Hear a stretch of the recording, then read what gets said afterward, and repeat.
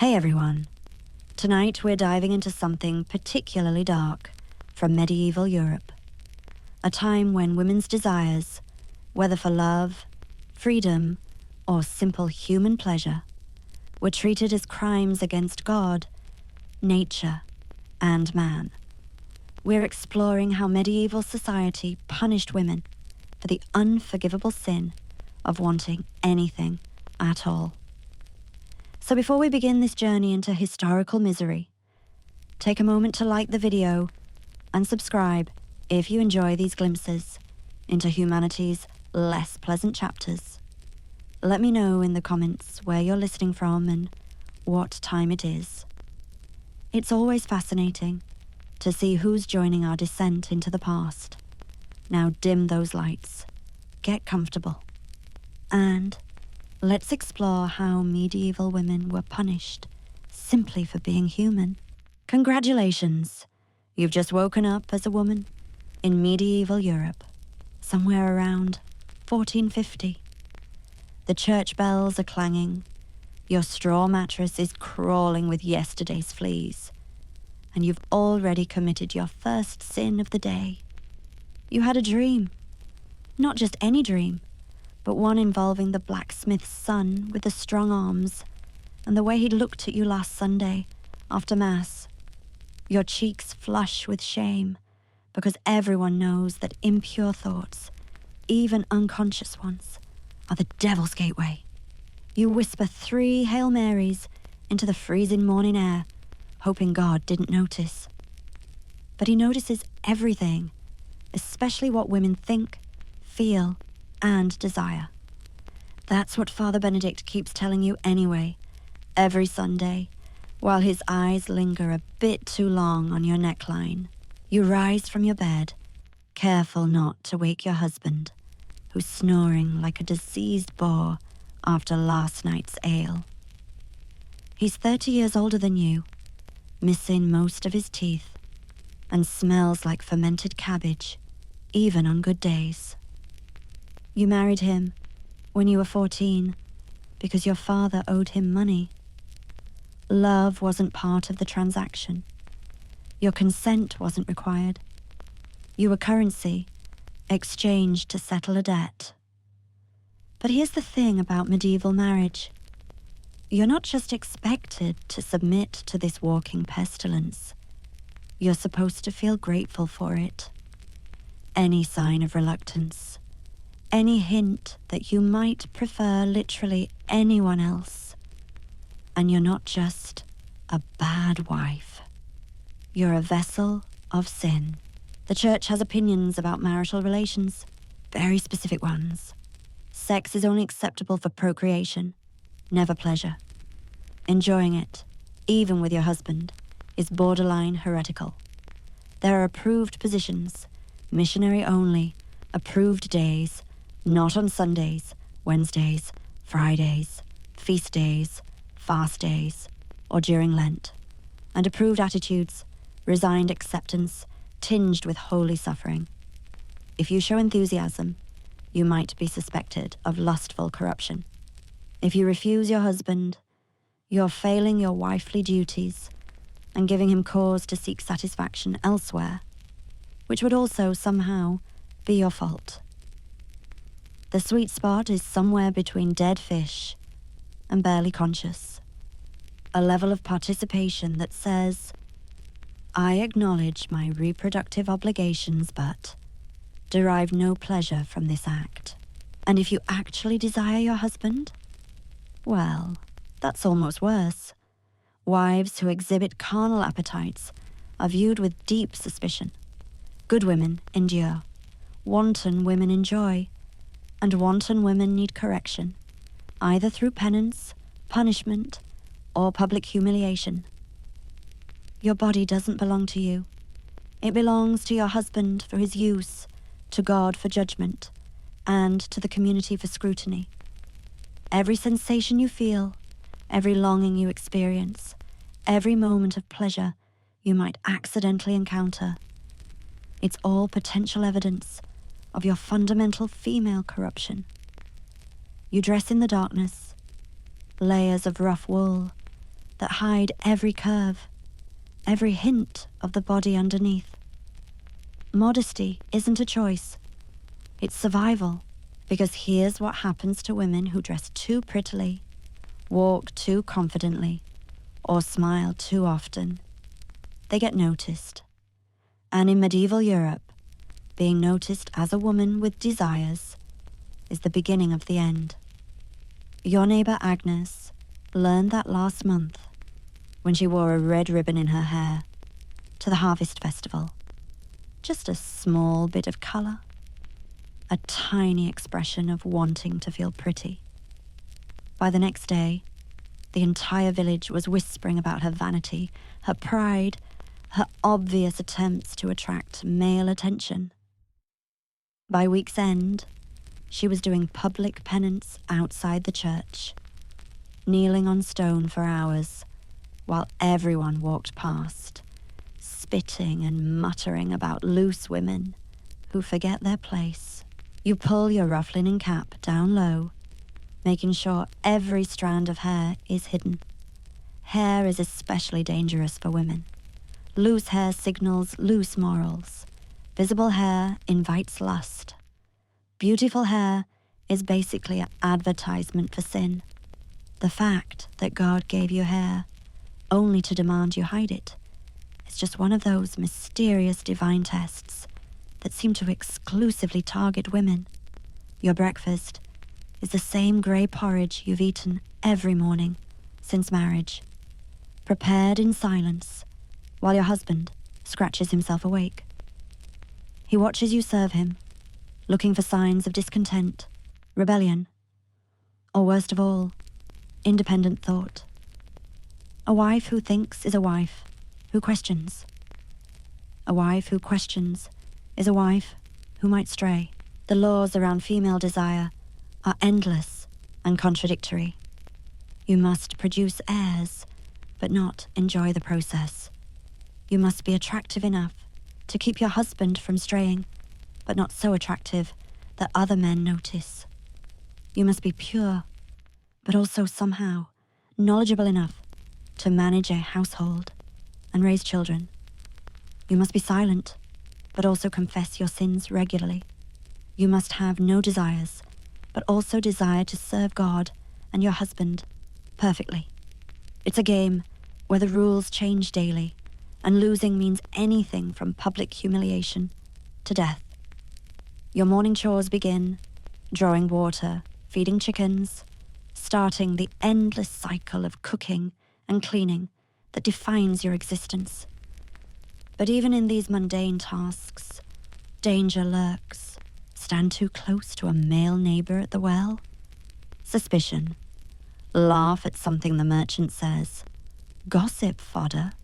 Help the young priest with his Latin because you secretly learned to read. Practically witchcraft. Every interaction is monitored by the invisible jury of village morality, everyone watching, everyone, especially the women, especially you. The baker's wife walks past, her head down, her gait shuffled and broken. 6 months ago, she was caught in what the village called an inappropriate friendship with a travelling merchant. She said he was teaching her numbers for the shop. The village said she was a whore. Her punishment was spectacular in its cruelty.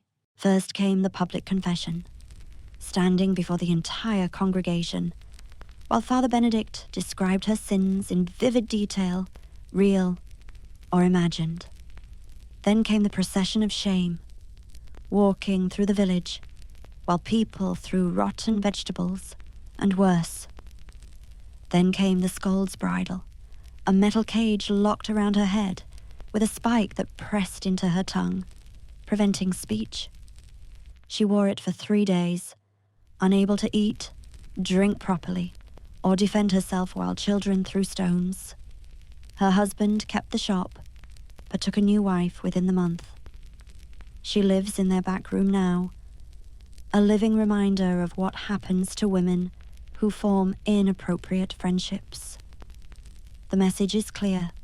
Desire, even the suggestion of desire, will be punished. You keep your eyes down as you work, careful not to look at anyone too long, especially not men. Eye contact is invitation. A glance is flirtation. A smile is consent. At least, that's what they'll say if something happens to you. And something is always happening to women in medieval Europe. The miller's daughter learned that last harvest when the Lord's son decided he wanted her. She said no, repeatedly, desperately. But women's desires don't matter when they conflict with men's. He took what he wanted anyway, in broad daylight, behind the mill. When she reported it, she was the one put on trial. For temptation, for seduction, for obviously doing something to provoke a nobleman's attention. The court, all men, naturally, decided she must have encouraged him somehow. Her punishment was 60 lashes for false accusation and moral corruption. His punishment was nothing. He wasn't even present at the trial. She disappeared one winter night. Some say she threw herself in the river. Others say she ran away to the city. Either way, the message was received by every woman in the village. Your desires, including the desire to not be violated, mean nothing. Male desire is natural, inevitable, your fault. Female desire is unnatural, evil, your fault. It's almost noon now, and you haven't looked at a single man today.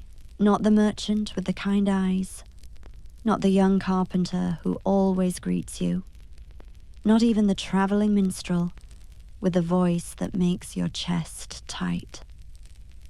You've learned to navigate the world with your gaze fixed firmly on the ground, seeing everything through peripheral vision, existing in the spaces between direct observation. This is survival for women with functioning hearts and minds. You become a ghost of yourself, moving through the world without truly inhabiting it.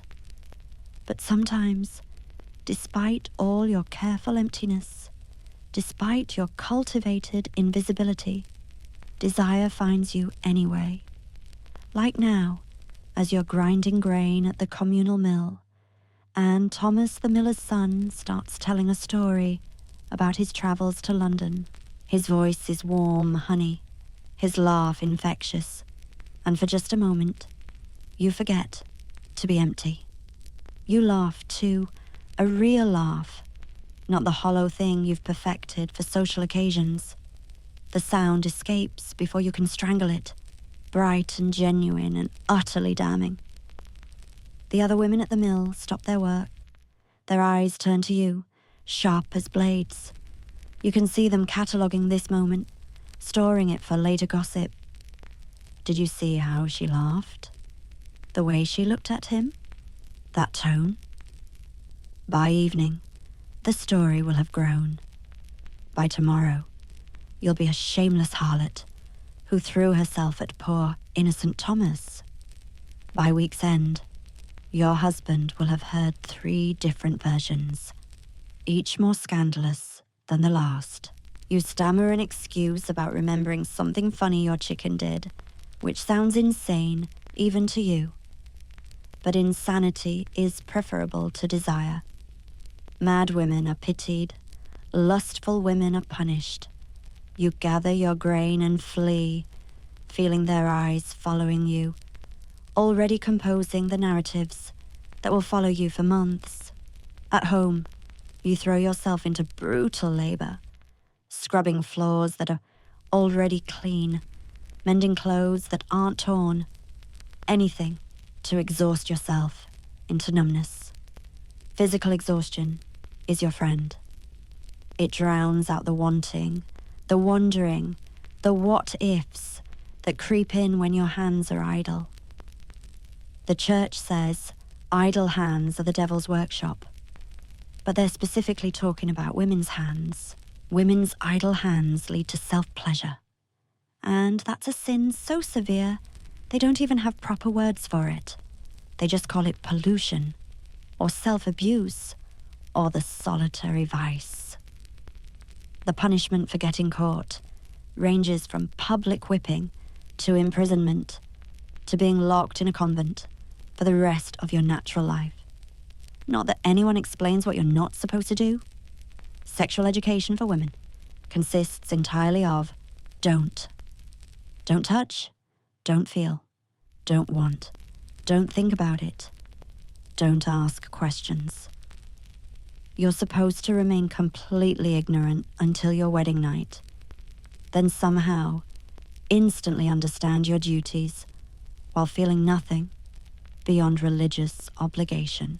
Your cousin Martha was sent to a convent last year after her mother caught her examining herself with a hand mirror. Just looking, just trying to understand her own anatomy. But women aren't supposed to understand their bodies. Knowledge is dangerous. Curiosity is sin. The female body is a mystery that must remain unsolved, even to its owner. Martha writes sometimes, when the nuns allow it. Her letters are hollow things, full of prayers and platitudes. She says she's happy, devoted to Christ, grateful for the chance to purify her soul.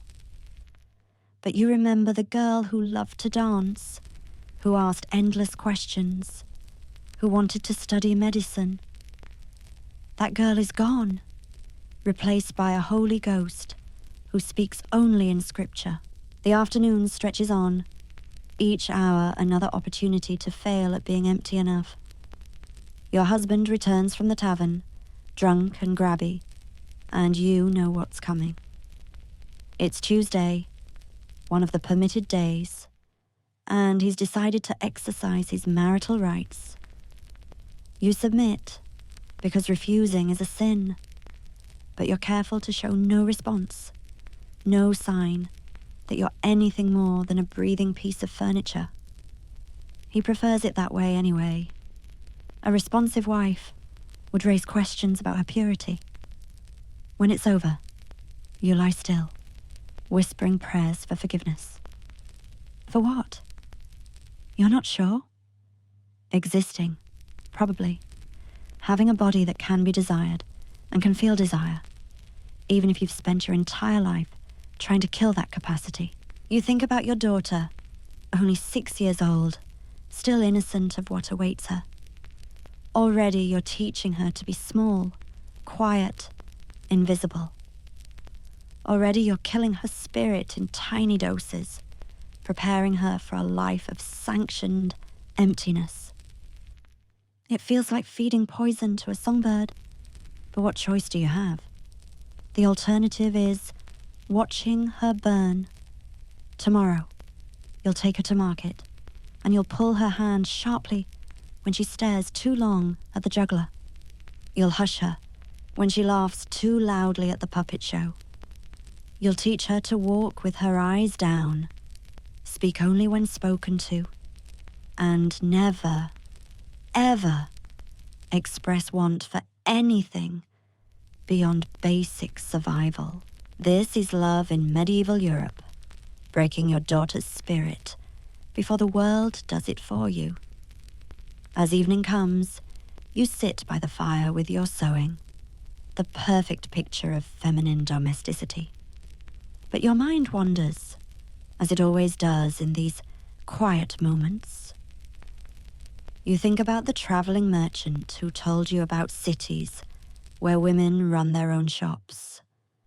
You think about the story you heard of a woman who disguised herself as a man and became a scholar.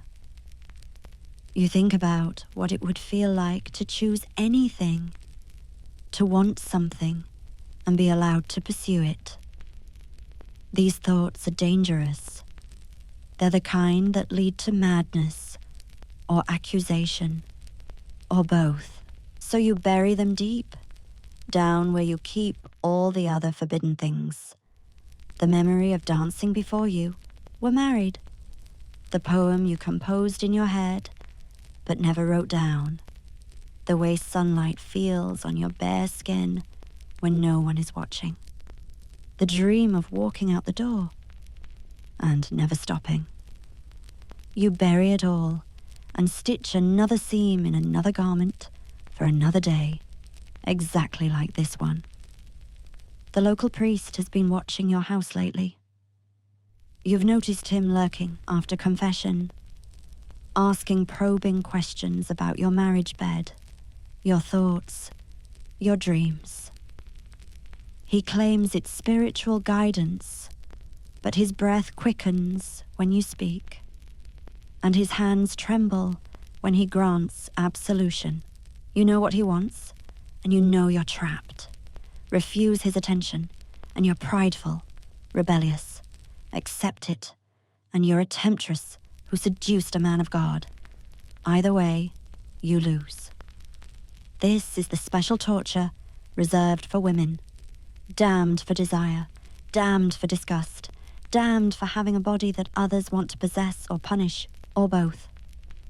Your neighbor Elizabeth chose punishment last year, when Father Francis wouldn't leave her alone. She reported him to the bishop, thinking the church would protect her. Instead, she was put on trial for slander and corruption of clergy. They said she must have encouraged him somehow, led him astray with feminine wiles. The trial was a masterpiece of injustice. They asked what she was wearing during confession, how she sat, whether she moistened her lips, whether she had impure dreams, whether she'd ever experienced pleasure with her husband. Each question more humiliating than the last, designed not to find truth, but to break her spirit in front of everyone she knew. When she couldn't provide satisfactory answers, meaning when she couldn't prove she was completely sexless, she was branded, literally. They held her down and burned a mark into her forehead. V for vagabond and wanton. She wears a heavy veil now, but everyone knows what's underneath. Father Francis received a transfer to another parish, where he's probably doing the same thing to other women who have nowhere to turn. The system isn't broken. It's working exactly as designed. Women's desires are crimes. Men's desires are natural urges that women are responsible for managing, avoiding, or satisfying, depending on what men decide in that moment. You watch your daughter play with her straw doll, making it dance and sing, still blissfully unaware that dancing and singing will soon be added to the endless list of things she cannot do without consequence. You want to warn her, prepare her, arm her somehow against what's coming. But how do you explain that her body is a battlefield she'll never win? That her thoughts are crimes waiting to be discovered? That her very existence is a problem requiring constant correction? You can't. So instead, you teach her to sew, because busy hands can't wander. You teach her prayers, because borrowed words are safer than your own. You teach her to cook and clean and submit and smile, but not too much, and speak, but not too loudly, and exist, but not too visibly. You teach her to survive, which means teaching her to slowly die inside. The night is falling now, bringing temporary reprieve from the constant surveillance. In darkness, you can almost pretend to be human. You lie in bed, next to your snoring husband, staring at the ceiling, and allow yourself one small rebellion. You think about pleasure. Not sexual, necessarily, though that too is part of it. But pleasure in all its forms.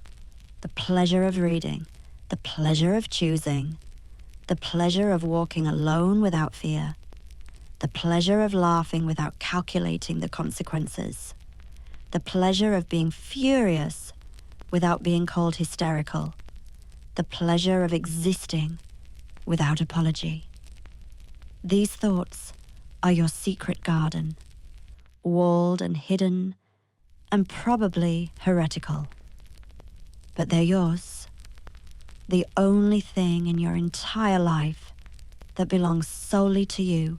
Tomorrow, you'll wake up and perform femininity again, that exhausting show of submission and sexlessness that keeps you safe. You'll lower your eyes and bite your tongue and slowly suffocate the parts of yourself that want anything beyond mere survival. But tonight, in the absolute darkness, you allow yourself to feel the weight of desire, not for any man, but for freedom itself. The most forbidden want of all, your dreams, when they finally come, are of flying. The church would say that's witchcraft, that women who dream of flying are in league with Satan. They're probably right. After all, what could be more satanic than a woman who wants to be free? Morning comes again, because it always does, dragging you back into the performance of perfect feminine emptiness. Today is market day, which means navigating the village square where temptation and judgment lurk in every stall. You dress in your ugliest clothes, the ones that make you look like a shapeless sack of turnips, because attractiveness is an accusation waiting to happen. Your daughter walks beside you, and you grip her hand too tightly, already seeing the shadows of the future closing in around her. At the market, the air thrums with danger, disguised as normalcy. The spice merchant's wife stands in the stocks, her crime written on a sign around her neck: gossip and vanity. What she actually did was suggest that maybe women should be allowed to choose their own husbands. But that's not something you can write on a sign without admitting the whole system is madness. So they called it gossip and locked her head and hands in wood, where she'll stand until sunset, while people throw things and children laugh. You hurry past, pulling your daughter, hoping she doesn't see, knowing she does. Everything is a lesson here. Every punishment is pedagogy. The baker's new wife is radiant with early pregnancy, but there's fear in her eyes. Everyone knows her husband is impotent, has been for years. Yet here she is, miraculously with child. The whispers have already started. Who's the father?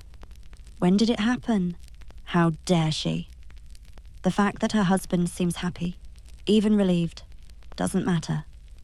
A pregnancy that can't be explained by lawful marriage is evidence of female corruption. She'll be watched now, every gesture analyzed, every smile catalogued. If the baby looks too much like anyone except her husband, she'll face trial for adultery. The punishment for adultery is creative and severe. Sometimes it's the scold's bridal. Sometimes it's public whipping. Sometimes it's being stripped naked and driven through the town while people throw filth. Sometimes it's death, though they usually reserve that for repeat offenders or women who show no remorse. The definition of remorse, of course, is complete abjection, admitting to crimes you didn't commit, begging forgiveness for desires you never acted on, thanking your tormentors for their correction. You buy your flour quickly, keeping your voice flat and your face expressionless. The miller's son, Thomas from yesterday, tries to make friendly conversation, but you pretend not to hear. He looks hurt, confused. He doesn't understand that his friendliness is poison to you, that every word he speaks in your direction is another stone added to the weight of suspicion you carry. Men never understand this. They move through the world freely, their desires celebrated, or at least tolerated. They can look, speak, want, pursue. Their appetites are healthy, natural, even amusing. Boys will be boys, the elders chuckle, when young men chase serving girls or make crude jokes. But let a woman express the mildest preference. Let her admit to wanting anything beyond servitude and sacrifice. And suddenly, she's dangerous, contaminated, in need of immediate correction. The produce seller's daughter is new to the market, maybe 15, fresh-faced and nervous. You want to warn her about the way the tax collector is looking at her, the way his fingers linger when she hands him coin, but warning her would require acknowledging that danger exists. And acknowledging danger means admitting you've noticed men, which means you've been looking, which means you're not the empty vessel you're supposed to be.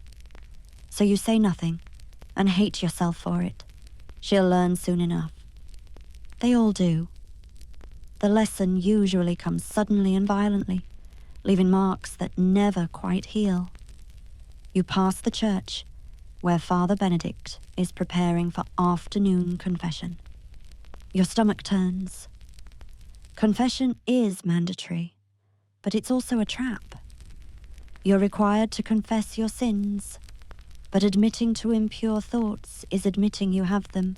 Not confessing is a sin, but confessing to certain sins leads to punishment. It's an impossible game with no winning moves.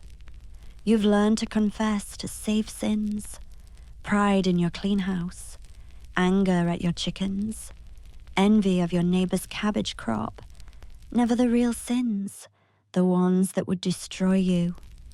Never the fact that you hate your husband. Never the dream about the traveling merchant. Never the times you've touched yourself in the dark and felt lightning under your skin. Never the abortion you performed on yourself with herbs and prayers when you couldn't bear the thought of another child in this hell. These secrets will follow you to the grave and probably to damnation. But damnation later is better than punishment now. Your daughter tugs at your sleeve. She's seen a puppet show setting up and wants to watch. You should say no. Entertainment leads to excitement. Excitement leads to desire. Desire leads to destruction. But her eyes are so bright, still so innocent. You let her watch for just a moment, storing the image of her joy like contraband, knowing you'll pay for this weakness later, when she's older, and expects to be allowed happiness. The puppets tell the story of Eve, because of course they do. Every story eventually becomes about Eve, the original woman who wanted something and doomed humanity with her desire. The puppet Eve reaches for the apple, while the puppet Adam tries to stop her. The children laugh at her foolishness. Your daughter laughs too, not understanding yet that she is Eve, that every woman is Eve, forever reaching, forever punished, forever blamed for the fall of mankind.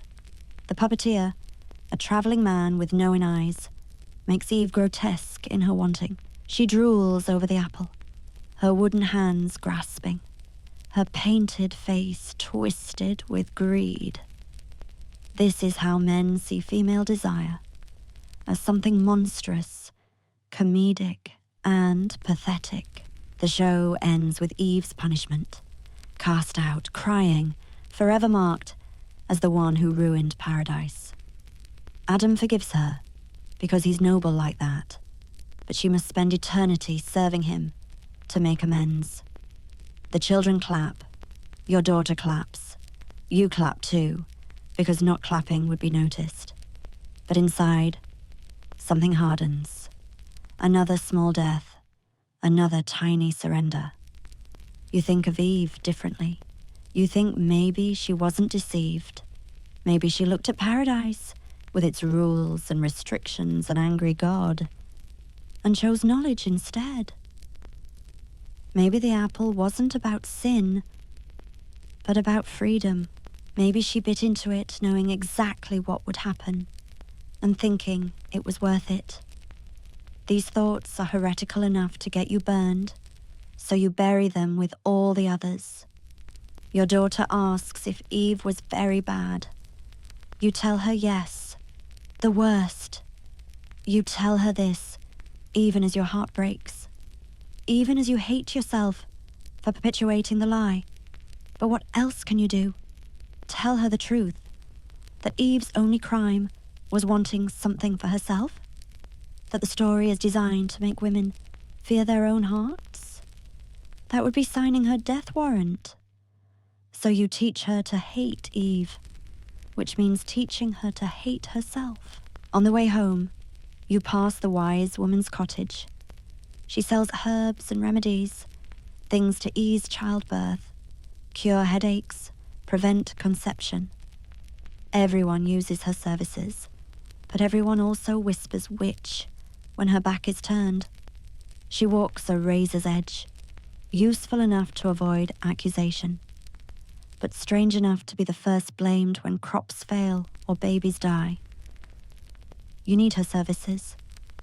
Your monthly blood is late, and you can't bear another pregnancy. Your body is already broken from 5 births in 7 years. 2 of those babies dead before they could walk. But seeking her out is admitting to wanting control over your own womb. And that's a desire that could see you both burned. The church says children are blessings, that preventing conception is thwarting God's will. Easy for celibate priests to say. They don't tear from tailbone to navel, pushing out another mouth to feed. They don't bleed for weeks afterward. Don't watch their bodies deteriorate with each pregnancy. Don't face death every time their husband exercises his rights. But women's opinions about their own bodies don't matter. Your womb belongs to God and your husband, in that order. Your feelings about its use are irrelevant at best, sinful at worst. You walk past the wise woman's cottage without stopping, but she sees you through the window and nods. She knows. They always know. These women who deal in herbs and secrets. Later, you'll find a small packet tucked into your market basket. Pennyroyal and tansy, bitter herbs that bring blood. You'll brew them in secret, drink them in darkness, and pray for forgiveness while hoping they work. This is resistance in medieval Europe. Tiny, dangerous, and desperate. Women helping women avoid the consequences of desires they are not allowed to refuse.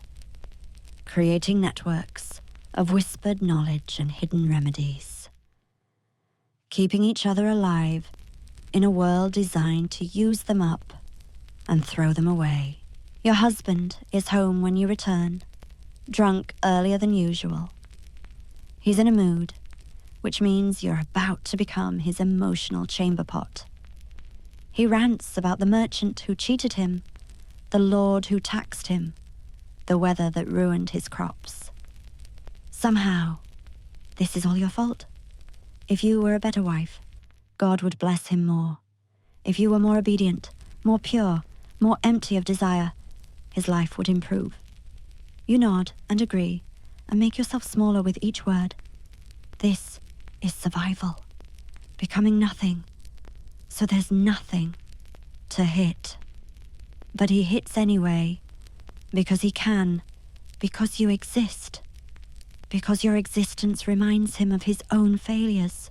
The bruises will be on your body, where they won't show. He's careful about that.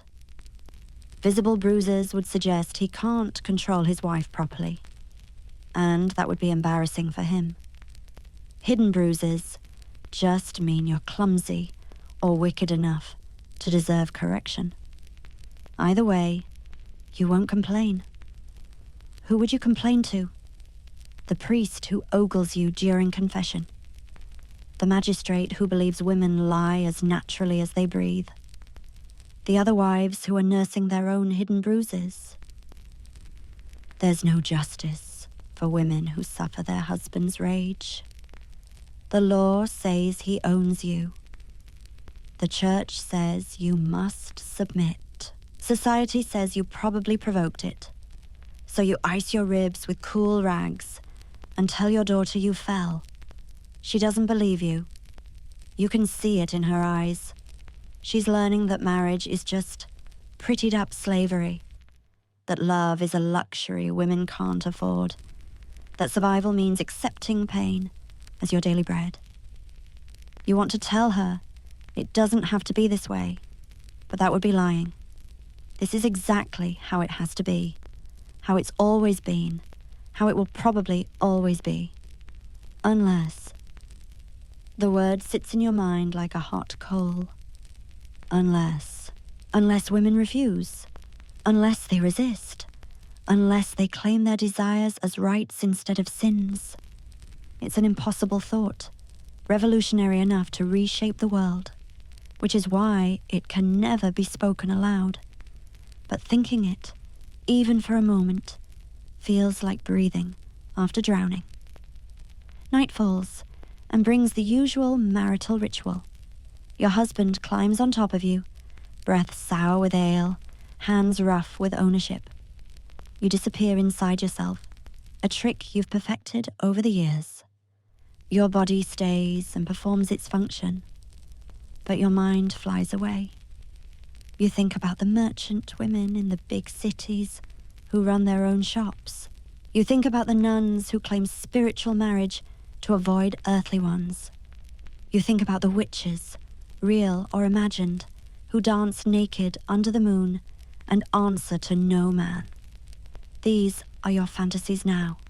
Not romance, not passion, just freedom from this grinding servitude disguised as holy matrimony. When he finishes and rolls away, you lie still and count the cracks in the ceiling. 14. The same as last night, and the night before, and every night, stretching back to your wedding. You've memorized every stain, every spider web, every watermark. This is your marriage bed, but it feels more like a coffin.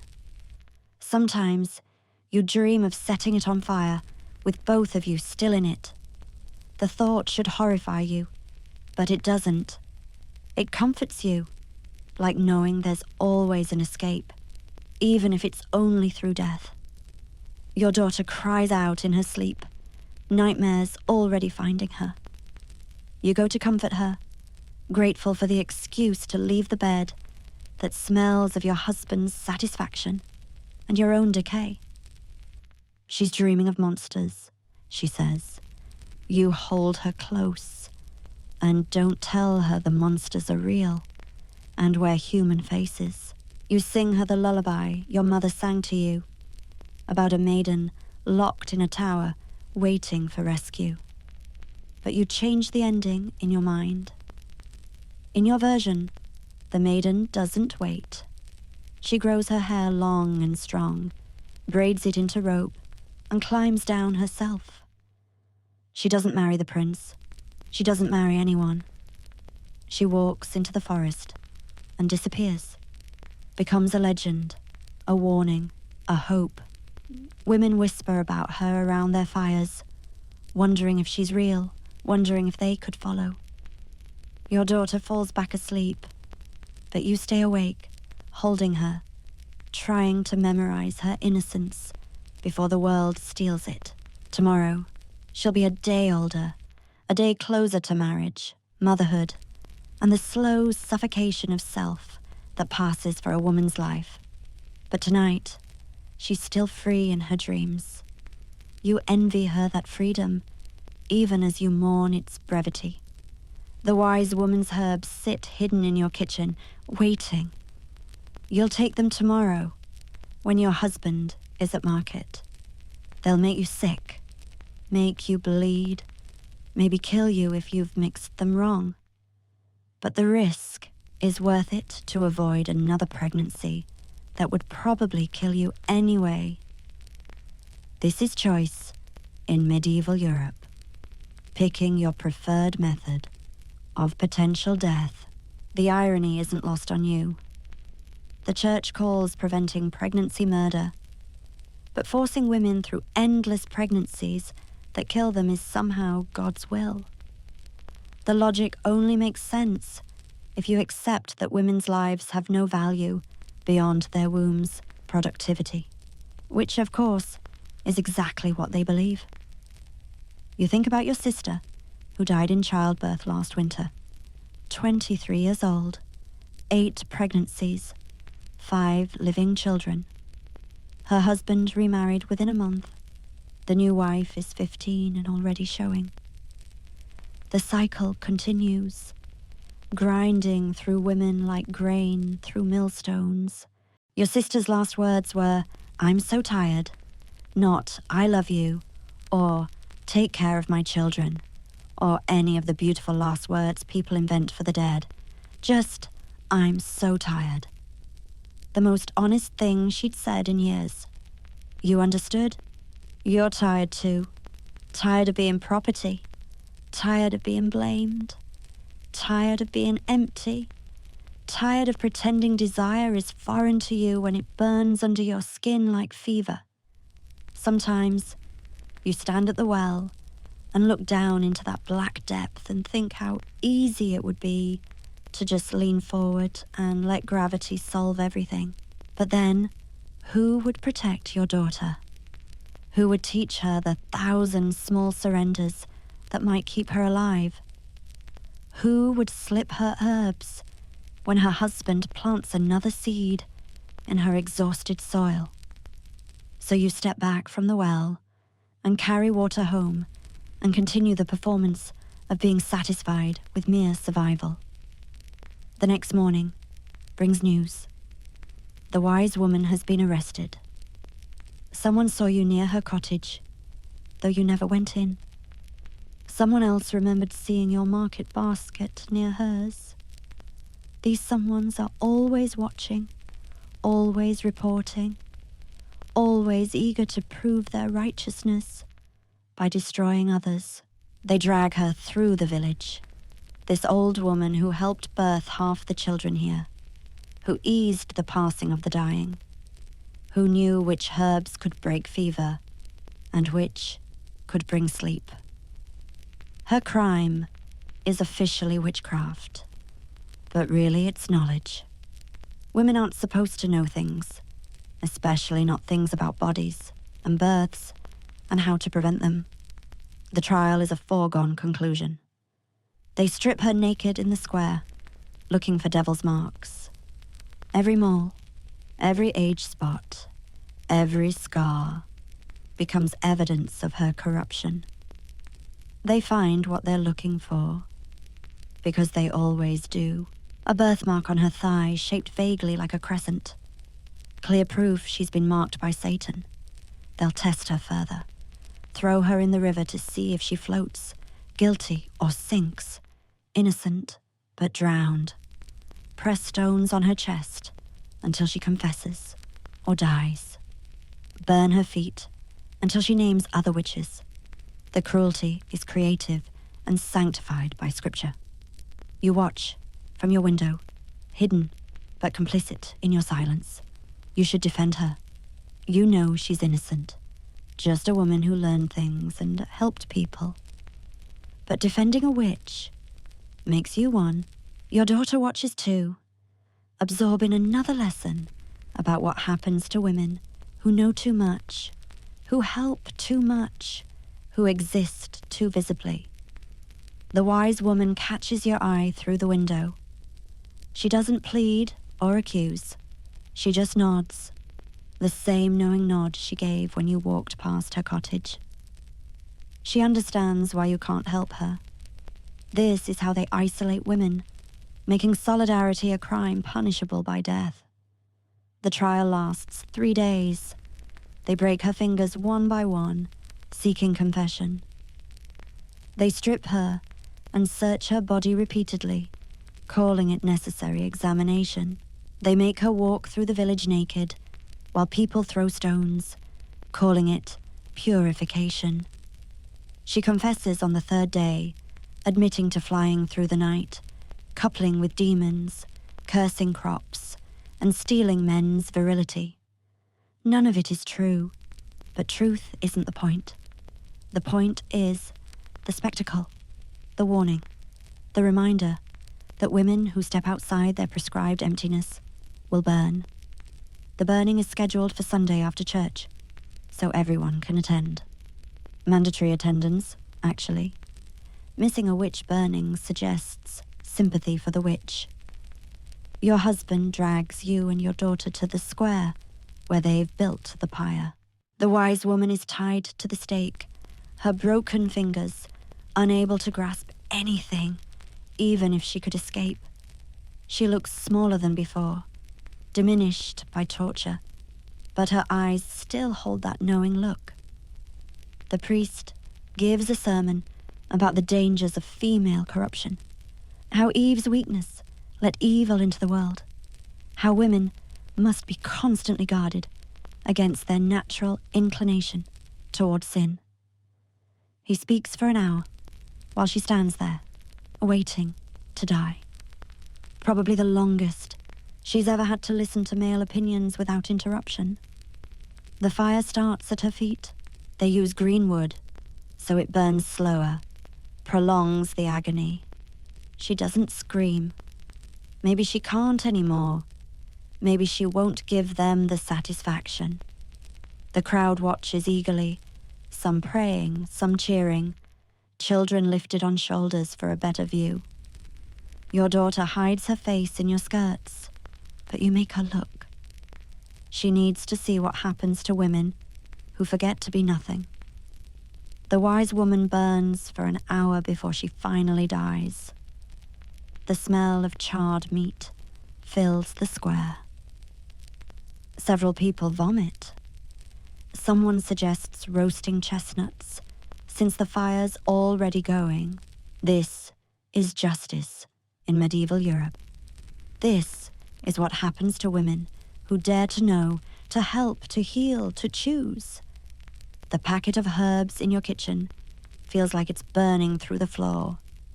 You'll throw them in your own fire tonight, choosing another pregnancy over accusation.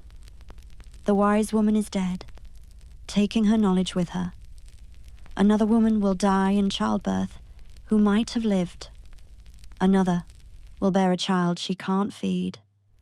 Another will be trapped in pregnancy after pregnancy until her body gives out. All because women's knowledge is witchcraft. And witchcraft is death. Your daughter asks why they burned the old woman. You tell her it's because she was wicked. You tell her this, even though it's a lie, even though you're perpetuating the very system that will one day destroy her too. But what else can you say?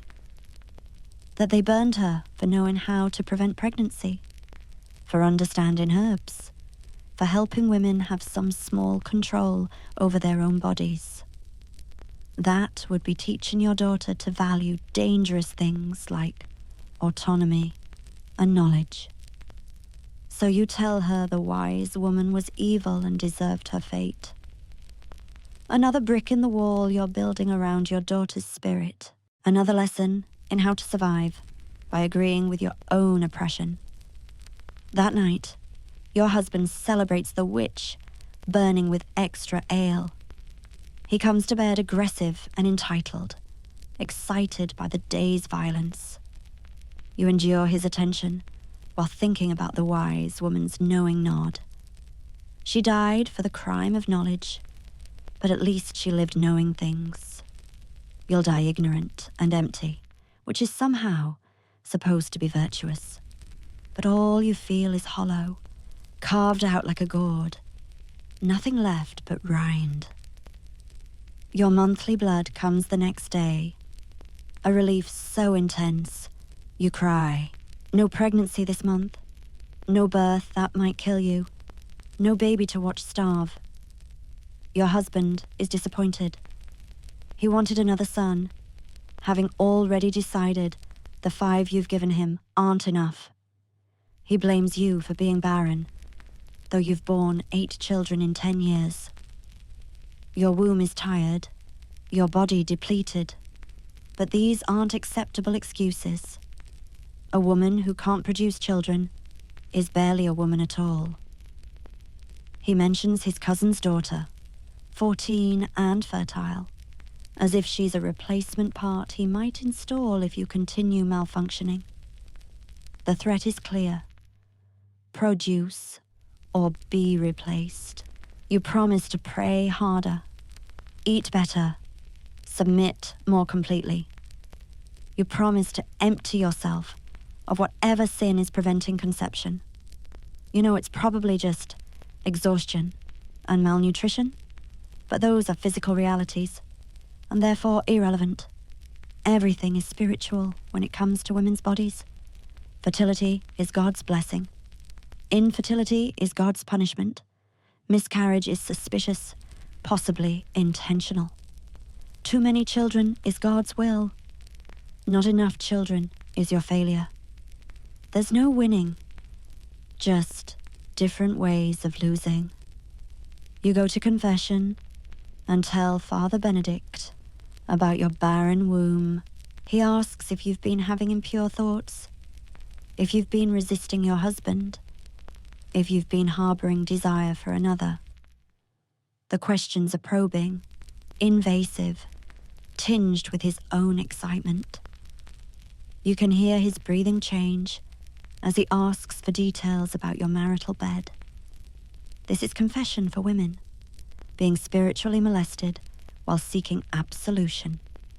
You give him vague answers, and he assigns penance. 20 Hail Marys and a week of fasting. Because clearly the problem is you're not hungry enough. You're already living on bread and watery porridge, but surely eating less will make your womb more hospitable. At home, your daughter has started her monthly blood. She's only 11, but her body doesn't care that she's still a child. You teach her to hide the rags, burn them completely, never let men know when you're bleeding. Menstruation is shameful, unclean, proof of Eve's curse. During her blood, she can't touch food. Others will eat. Can't enter church. Can't share a bed with future husband. She asks why, and you don't have answers that make sense. Because you're dirty. Because God said so. Because men decided women's natural cycles are disgusting. Because controlling women's bodies means controlling women. You show her how to fold the cloth, how to walk carefully so nothing shifts, how to stay calm through the discomfort. She's entering womanhood, learning to endure quietly, to carry herself with grace, and to feel shame for something completely natural. Your neighbor's daughter was married last week. She's just 12, and her husband is much older. The first night left her scared and hurt, but no one talks about it. People say that's how it's supposed to be, that pain is a sign of innocence. If she hadn't shown it, they would have questioned her worth. So mothers tell daughters it's supposed to hurt, that pain means you're good, that suffering is love. The cycle of lies that keeps women accepting violence as romance continues. The girl, because that's what she is, a girl, not a woman, now walks like something inside her is broken. Because it is. But she smiles when required and performs the role of happy new wife. What choice does she have? Refusing her husband is grounds for annulment, or worse. Running away is basically a death sentence. So she endures like her mother endured. Like her daughters will endure. You want to tell her it gets easier, but that would be lying. It doesn't get easier. You just get number. Your capacity for feeling are trophies until you can't remember what it was like to want anything. Until desire becomes a foreign language you once spoke, but now can barely remember, until you look in the mirror and see your mother's dead eyes looking back. The baker's wife has been accused of adultery. The baby she birthed looks nothing like her impotent husband. It has red hair, like the traveling merchant who passed through 9 months ago. The evidence is literally growing in her arms, undeniable proof of her sin. Never mind that her husband knew he couldn't produce children. Never mind that he might have even encouraged her to seek elsewhere so he could have an heir. Now that the evidence is public, he must perform outrage or be seen as weak. The trial is swift, she confesses, because torture tends to produce confessions. She names the merchant, who is long gone and will face no consequences. Male adultery is a minor sin, easily forgiven. Female adultery is an abomination that threatens the very fabric of society. Her punishment is creative. First, public humiliation. She's stripped to her shift and paraded through town while people throw filth and spit. Then, the cucking stool, dunked repeatedly in the freezing river until she nearly drowns. Finally, banishment. Cast out with nothing but the clothes on her back, branded as a whore, unable to return on pain of death. The baby is taken from her, given to her husband to raise. She begs to keep the child, offers to do any penance, accept any punishment. But mothers who commit adultery lose all rights, even to the children they bore in agony. She leaves at dawn, walking into the forest. No one knows what happens to banished women. Maybe they die of exposure. Maybe they become prostitutes in cities. Maybe they find other banished women and form secret communities. Maybe they become the witches everyone fears. You hope it's the last option. You hope she finds others like her and learns to dance naked under the moon, free from the suffocating weight of masculine judgment. The merchant's wife who reported her is rewarded with higher standing in the church. Women's auxiliary.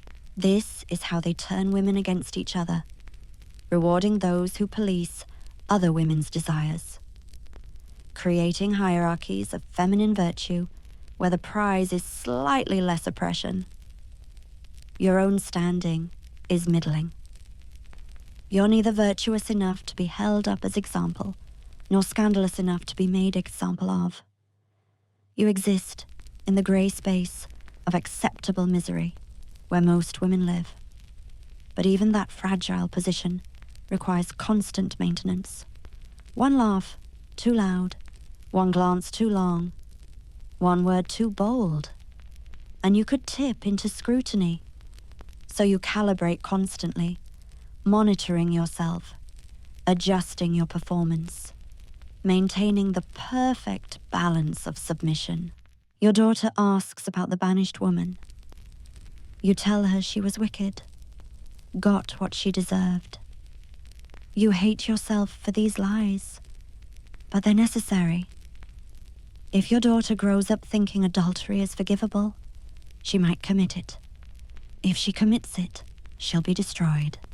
So you teach her to fear her own heart, to distrust her own desires, to see her body as the enemy.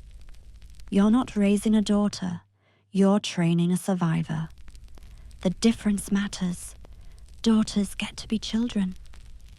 Survivors learn early that childhood is a luxury they can't afford. The summer festival approaches, 3 days when normal rules relax slightly. There will be dancing, music, ale flowing freely. Young people might touch hands, exchange glances, even steal kisses in shadowed corners. For most, it's harmless fun. For women, it's a minefield. Every moment of joy could be used against you later. Dance too enthusiastically. Wanton. Laugh at men's jokes. Flirtatious. Refuse to dance. Proud. Accept too many dance partners. Loose. Refuse too many. cold. The sweet spot is impossibly narrow, and missing it has consequences that last long after the festival ends. Last year, the Cooper's daughter danced with 3 different men. Just danced, fully clothed, in public view. But 3 was too many. By festival's end, she had a reputation. By harvest, no one would marry her. By winter, she'd been sent to a convent. Her crime was enjoying music while female. Your daughter wants to go to the festival. She's excited about wearing her good dress, seeing the minstrels, tasting honey cakes. You remember being excited once before you learned that female excitement is dangerous. You'll take her, but you'll keep her close. Teach her to enjoy things quietly, internally, without visible expression. This is childhood for medieval girls, learning to experience joy without showing it, to feel pleasure without expressing it, to want things without reaching for them. By the time they're marriage age, they've been so thoroughly trained in self-suppression that they barely remember they have selves to suppress. The festival arrives with unseasonable heat. The air is thick, oppressive, charged with a kind of energy that makes people do foolish things. Your husband is drunk by noon, which means you're on constant guard. Drunk husbands at festivals are unpredictable. They might be jovial, might be violent, might decide to be generous, or might accuse you of things you haven't done. You keep your daughter close and your eyes down. The musicians play, and your body remembers dancing, really dancing, from before marriage, when movement was joy instead of performance. Your feet itch to move. Your hips remember rhythm. Your hands want to clap. But wives don't dance like that. Wives stand at edges, watch children, serve food, and pretend they don't hear music. A young man asks your daughter to dance. She looks at you with pleading eyes. You want to say yes, want her to have this moment of innocent pleasure. But his smile is too warm, his interest too obvious. You refuse politely, claim she's feeling ill. She's furious with you, doesn't understand you're protecting her from becoming the next cautionary tale. The man shrugs and moves on, probably thinking you're an overbearing mother. You are. You have to be. Because fathers won't protect daughters from men. Brothers won't defend sisters' honor. Husbands won't shield wives from predation. Women only have other women. And even that solidarity is fragmented by the system that rewards us for betraying each other. You see the miller's son, Thomas, dancing with the blacksmith's daughter. She's radiant with happiness, and you feel a stab of something. Not jealousy exactly, but grief. Grief for the girl you were, who might have danced with someone kind. Grief for the choices you never got to make. Grief for the desires you had to kill to survive. He catches your eye over her shoulder and smiles, not flirtatiously, just friendly. But you look away quickly, because even that momentary connection feels like betrayal. Of what? Your miserable marriage? Your empty existence? You're not sure, but the guilt is real anyway. Your husband appears, sweating ale and grabbing at you with possessive hands. He wants to show ownership, mark territory, remind everyone that you're his property. He pulls you into a dance that's more wrestling than rhythm. People laugh, thinking it's festive fun. You smile because not smiling would be worse. Your daughter watches, learning that this is marriage, being manhandled for public entertainment while pretending to enjoy it. Another lesson in accepting degradation as affection. The dance ends and you escape to serve food, grateful for the excuse around you. Young women navigate the festival's dangers with varying success. The tanner's daughter accepts too many cups of ale, laughs too loudly, and tomorrow she'll be called loose. The weaver's girl refuses all invitations to dance, and tomorrow she'll be called proud. The shepherd's daughter dances once, perfectly properly, and might escape criticism if nothing else happens. This is the mathematics of female existence, calculating exactly how much humanity you can express without triggering consequences. At sunset, when the festival gets wilder, you take your daughter home. She protests, wants to see the fire dancers, hear the late-night songs. You drag her away anyway, knowing what happens to women at festivals after dark. The combination of ale, anonymity, and arousal makes men dangerous, and women vulnerable. Tomorrow, there will be stories. Some girl was found in a barn, with her skirts up.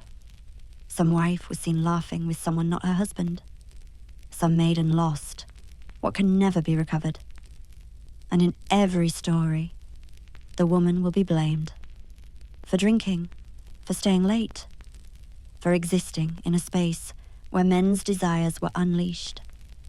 Your daughter sulks all the way home, hating you for ruining her fun. Good. Let her hate you for the right reasons. Better she despises your protectiveness than learns through experience why protection is necessary.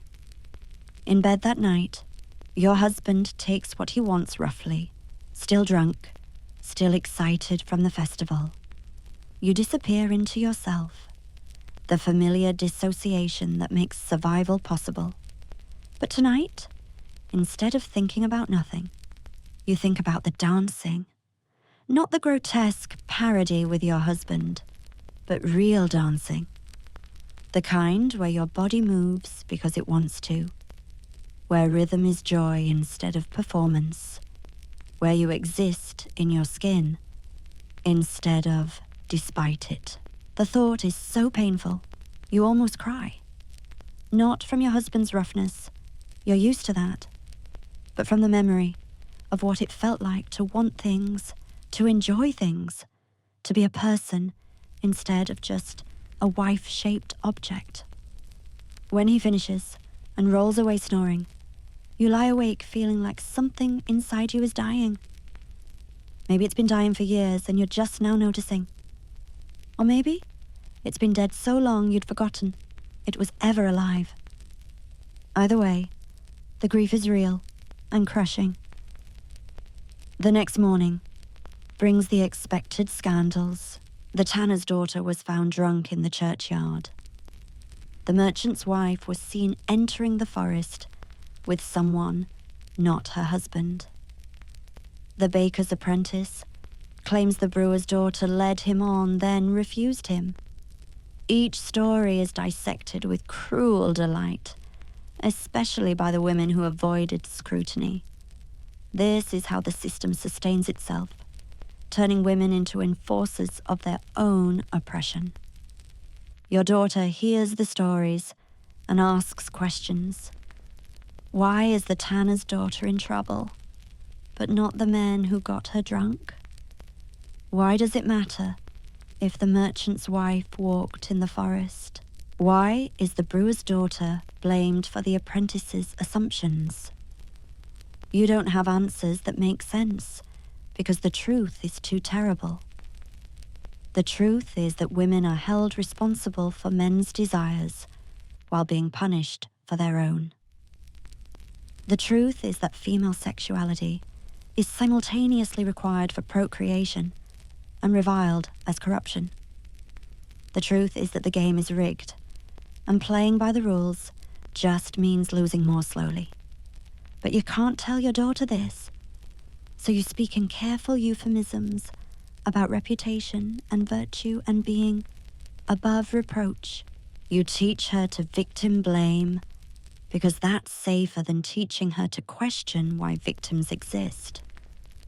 The tanner's daughter is locked in the stocks for public drunkenness and lewd behavior. People throw rotten vegetables while making jokes about what else she might swallow. She's crying, 17 years old, and her life is essentially over. No one will marry her now. Her father might disown her. Her options have narrowed to the convent, prostitution, or death. All because she drank too much at a festival and fell asleep in the wrong place. You walk past without throwing anything, which is the closest to kindness you can offer. Your daughter asks if you feel sorry for her. You say no, she brought it on herself. The lie tastes like ashes, but it's necessary. If your daughter develops too much empathy for fallen women, she might become one. The merchant's wife returns from the forest alone, clothes torn, bruises on her throat. She says she was attacked by bandits. Everyone knows she's lying. Bandits don't leave women alive. But the fiction is maintained because acknowledging the truth would require action, and no one wants to accuse whatever man actually hurt her. So she limps home to her husband, who beats her for embarrassing him. The bruises on bruises create a map of male rage across her body. She'll heal eventually, physically at least, but she'll never walk the same way, never smile the same way, never exist in her body the same way. Another woman, hollowed out by violence, left to continue functioning, despite being fundamentally broken. This is survival for women, learning to walk around despite the mortal wounds. The brewer's daughter is being forced to marry the apprentice who accused her. The logic is that if she led him on, she must have wanted him. And if she wanted him, she should marry him. The fact that she clearly doesn't want him is irrelevant. Her father needs the alliance with the baker. The apprentice wants her. The church says marriage will sanctify whatever sin occurred. So next Sunday, she'll stand at the altar and promise to love, honor, and obey a man she despises. She'll submit to his body, bear his children, and slowly suffocate under the weight of a marriage built on lies. This is justice for women, being sentenced to lifetime imprisonment with their accusers. You remember your own wedding day, standing at that same altar, promising yourself to a stranger while your father counted coins. The priest spoke about holy matrimony while you calculated how many years you might survive. 10 years later, you're still surviving, though you're not sure what's left of you deserves the term. You're a shell, animated by habit, going through motions you've memorized, feeling nothing, because feeling hurts too much. Your daughter will stand at that altar someday. The thought makes you want to burn the church down, but you won't. You'll dress her in white, fix her hair, and deliver her to whatever man owns her future. You'll tell her to be obedient, be faithful, be empty of desire. You'll watch her spirit break like yours broke, and you'll call it tradition. The cycle continues because what else is there? Revolution? The last women who tried that were burned as witches. Resistance? That leads to stocks, brandings, banishment, or death. Acceptance? That leads to slow soul death, but at least your body survives. These are the choices, different flavors of destruction. Autumn comes with its harvest and accounting. The Lord takes his share, the church takes its tithe, and you're left with barely enough to survive winter. Your husband complains about the unfairness while you stay silent, knowing that complaining wives get beaten. The irony isn't lost on you. He can rage against the Lord who oppresses him, while simultaneously oppressing you. But pointing out this hypocrisy would be dangerous. Men don't like mirrors that show their true faces. The harvest moon rises full and red. The old women call it a blood moon, whisper about its power. They say women's courses align under blood moons, that fertility increases, that the veil between worlds grows thin. The church calls this pagan nonsense, devil's talk. But you feel something stirring in your blood, some ancient knowledge your body remembers, even if your mind has forgotten. You stand at your window, watching that red moon, and feel connected to something larger. All the women who came before, who suffered and survived, who passed down wisdom in whispers, who kept fragments of power alive, despite everything trying to extinguish it. For a moment you don't feel alone. Your daughter asks about marriage. She's 12. Conversations about betrothal have begun. Your husband has been speaking with a merchant about his son. The boy is 16 and seems gentle, but appearances can be misleading. Gentleness in public doesn't always mean safety in private. You want to warn her, to prepare her, to give her something to hold on to. But how? What words will help her understand that marriage can take away choices, that affection may be scarce, that her body and feelings might be expected to serve others, and that the future she imagined could change before it begins? You tell her marriage is a woman's duty, and happiness comes from serving God and husband. The words taste like poison, but poison that might keep her alive. She asks if you are happy to marry father. You tell her yes, of course. God blessed you with a good husband. She doesn't believe you. Children always know when their mothers are lying. But she accepts the lie because what choice does she have? The truth would only make the inevitable harder to bear. The merchant's son seems interested in your daughter. He visits more often now. He brings small gifts, smiles a little too much. Your daughter feels flattered by the attention. She's young and doesn't yet see the danger hidden in admiration. She doesn't understand that affection can come with expectations, with a quiet sense of ownership, and with disappointment when she cannot become the image he wants her to be. You watch her glow under his attention and feel a silent panic rise inside you. This is how it begins, with flowers, with soft words, with gentle gestures. Then comes the wedding night, when warmth turns to duty. Then the years that slowly take from her body and spirit. Then the quiet acceptance that this is simply what life becomes. Then the slow death of everything that makes you human. But she's 12 and still believes in fairy tales, where princes save maidens. She doesn't know that princes and dragons are often the same creature, just at different stages of reveal. Winter arrives early and harsh. The cold seeps through every crack, and food becomes scarce. Your husband's temper grows shorter as his ale supply dwindles. He takes his frustration out on you, naturally. The bruises bloom purple and yellow across your ribs like dying flowers. You tell your daughter you're clumsy. Keep walking into things. She nods, but her eyes say she knows. Another generation, learning that marriage means accepting violence. The priest gives sermons about female obedience, while you sit in church, feeling your bruises throb with your heartbeat.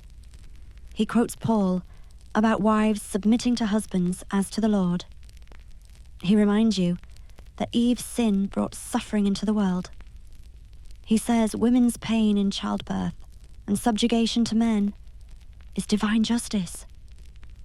You sit there, thinking about the wise woman who burned, wondering if she felt free in those final moments.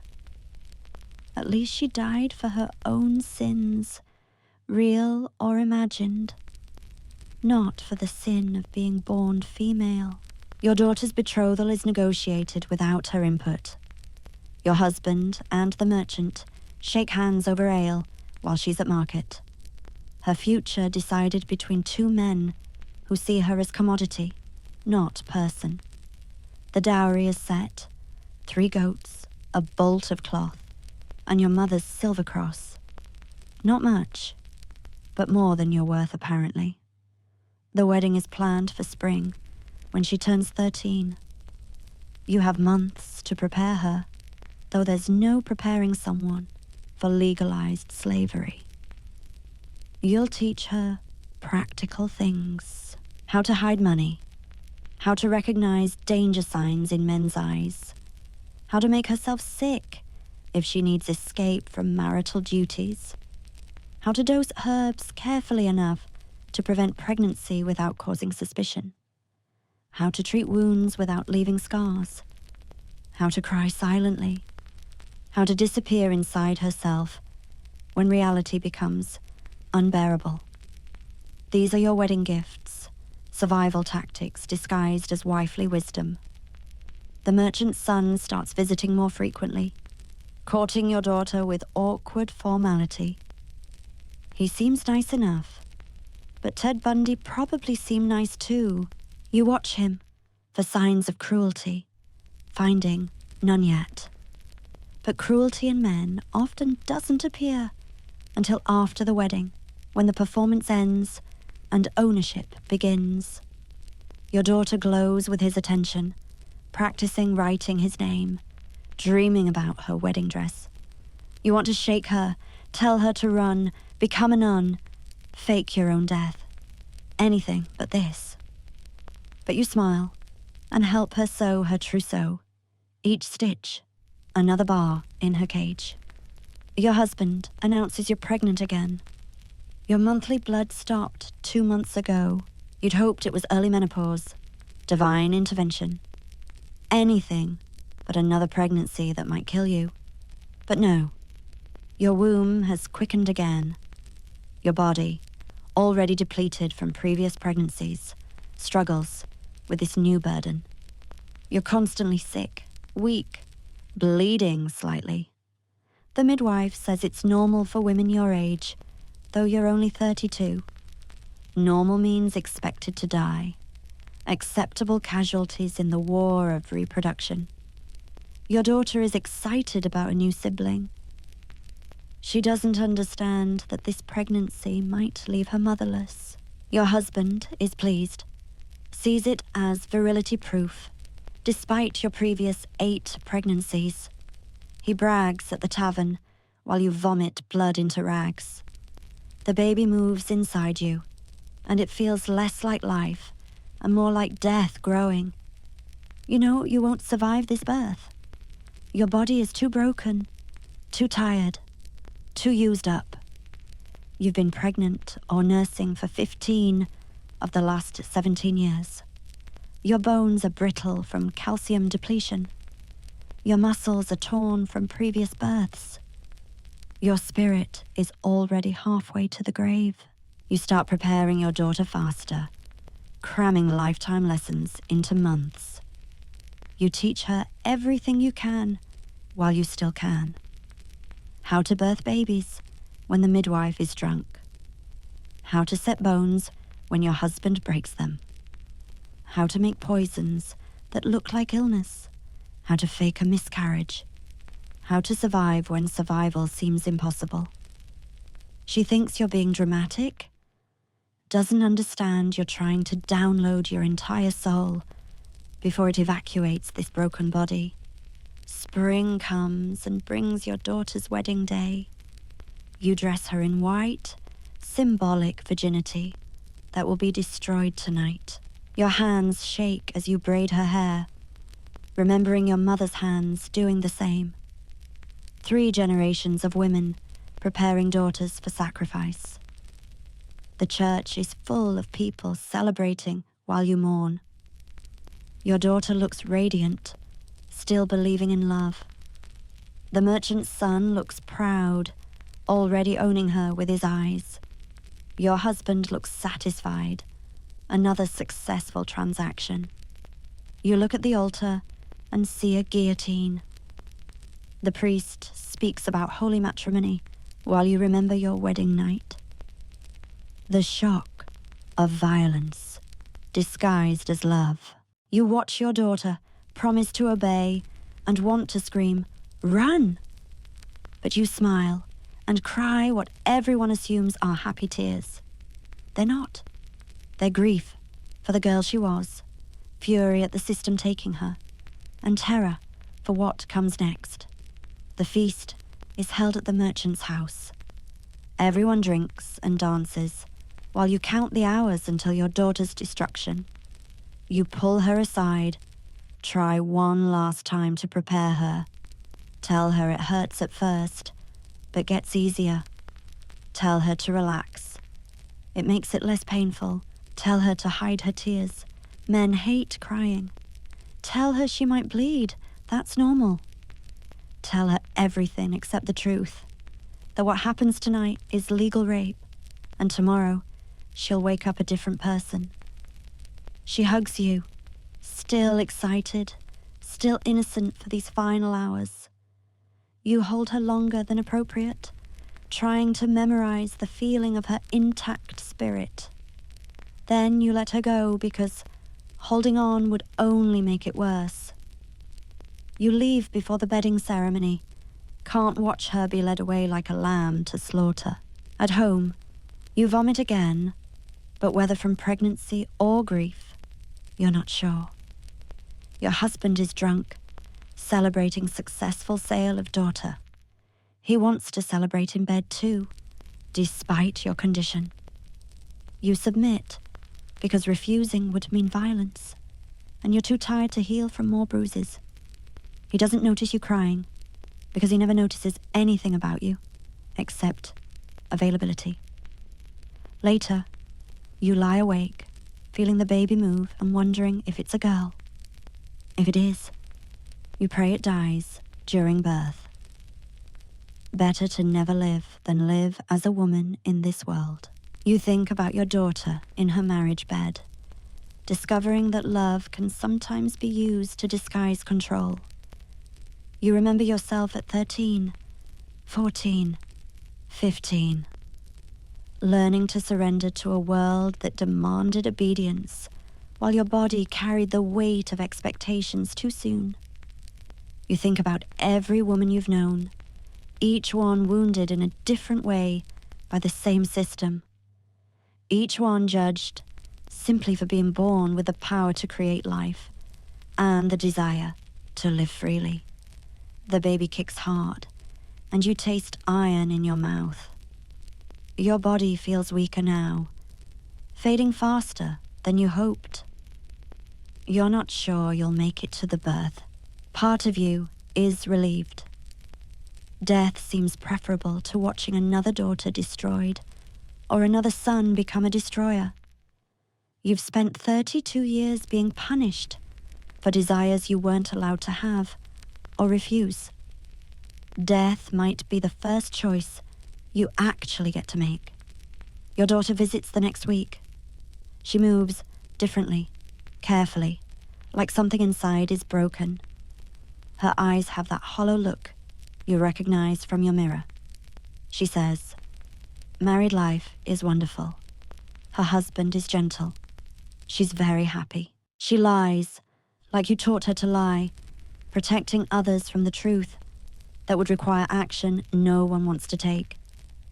You want to hold her, apologize, burn the world down for what it's done to both of you. Instead, you teach her to brew moon tea for preventing pregnancy. She says she wants children right away. You remember wanting that too, before you knew pregnancy was Russian roulette and children were future victims or perpetrators. You give her the herbs anyway, tell her they're for regular womb health. She'll figure out their real purpose after her third pregnancy nearly kills her. The summer is brutal, and your pregnancy is worse. You can barely keep food down. Standing makes you dizzy. The baby feels wrong, too big, turned badly. The midwife says it's breech, suggests trying to turn it. The procedure is agony and fails. The baby stays stubbornly inverted, feet first, the most dangerous position. You know what this means. Breech births kill mothers. You have maybe 2 months left. You start saying goodbye in small ways, teaching your younger daughters everything you can, writing down recipes and remedies in symbols, since women aren't supposed to read, hiding small coins in places only they'll find after you're gone, creating a legacy of survival tools for daughters you won't see grow up. Your husband doesn't notice you're dying. He sees your swollen belly and assumes all is well. Men never notice women's suffering until it inconveniences them. He'll notice when you're dead, and there's no one to cook his meals. He'll remarry within a month, some younger woman who doesn't know better yet. The cycle continues. Your daughter is pregnant now, too, proud and terrified in equal measure. You want to tell her to end it while she can, but she's being watched by her husband's mother, monitored for signs of interference. So you smile and congratulate her while calculating the odds she'll survive. First pregnancies are dangerous. She's small, barely 14. Her husband is large. The baby might be too big. She could tear, bleed out, die screaming like your sister did. But saying this would be seen as cursing her. So you teach her strengthening exercises and pray to a God who seems to enjoy watching women suffer. The harvest festival comes again.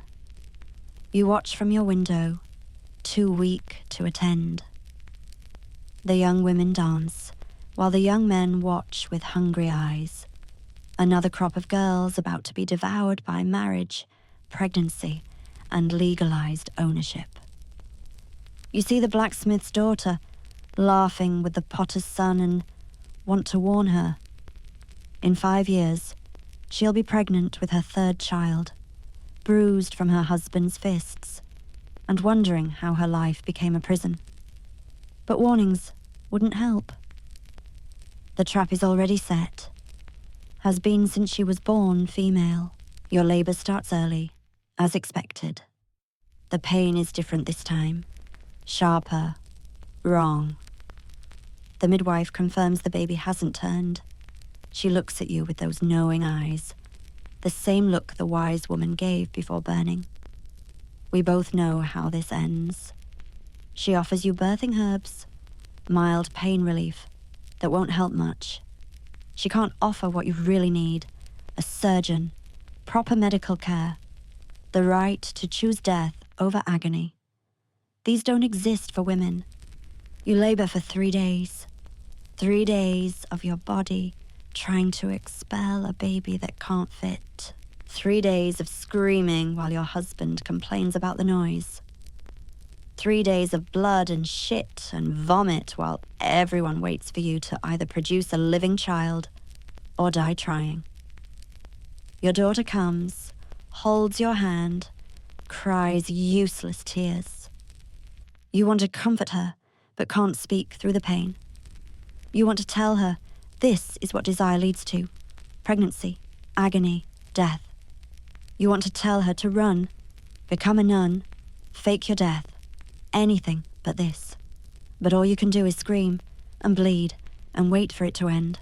The midwife tries everything, reaching inside to turn the baby, but it won't budge. Pressing on your belly to force it down, but that just causes more bleeding. Prayers to St. Margaret, patron of childbirth, but saints don't care about peasant women dying in straw beds. Finally, she looks at your husband and asks the question: save the mother or save the child? He doesn't hesitate. The child, of course. A son is worth more than a worn-out wife. He can get another wife. This might be his last chance for another son. You're not even consulted about your own death. The midwife nods expected answer, and prepares the knife. She'll cut the baby out, maybe save it, definitely kill you. This is cesarean in medieval times, a death sentence performed without anesthesia. You want to protest, beg, fight, but you're too weak. 3 days of labor has drained everything. You can only lie there while they prepare to butcher you like livestock. Your daughter screams, begs them to save you instead. But she's just a woman, her opinion worthless. Her husband pulls her away, tells her to be quiet. This is God's will. God's will seems to exclusively involve women dying in agony, but pointing that out would be heresy. The midwife cuts. The pain is beyond description, beyond screaming, beyond human endurance. You feel everything, the blade parting skin, muscle, womb. Feel them reaching inside, pulling, tearing. Feel your life spilling onto the straw. The baby comes out blue and still. All this agony for nothing. Your husband curses, disappointed in you even in death. The midwife tries to revive it, but some things are born dead. Like hopes, like dreams, like women's agency. You're dying now. Finally. Blood loss, making everything distant and cold.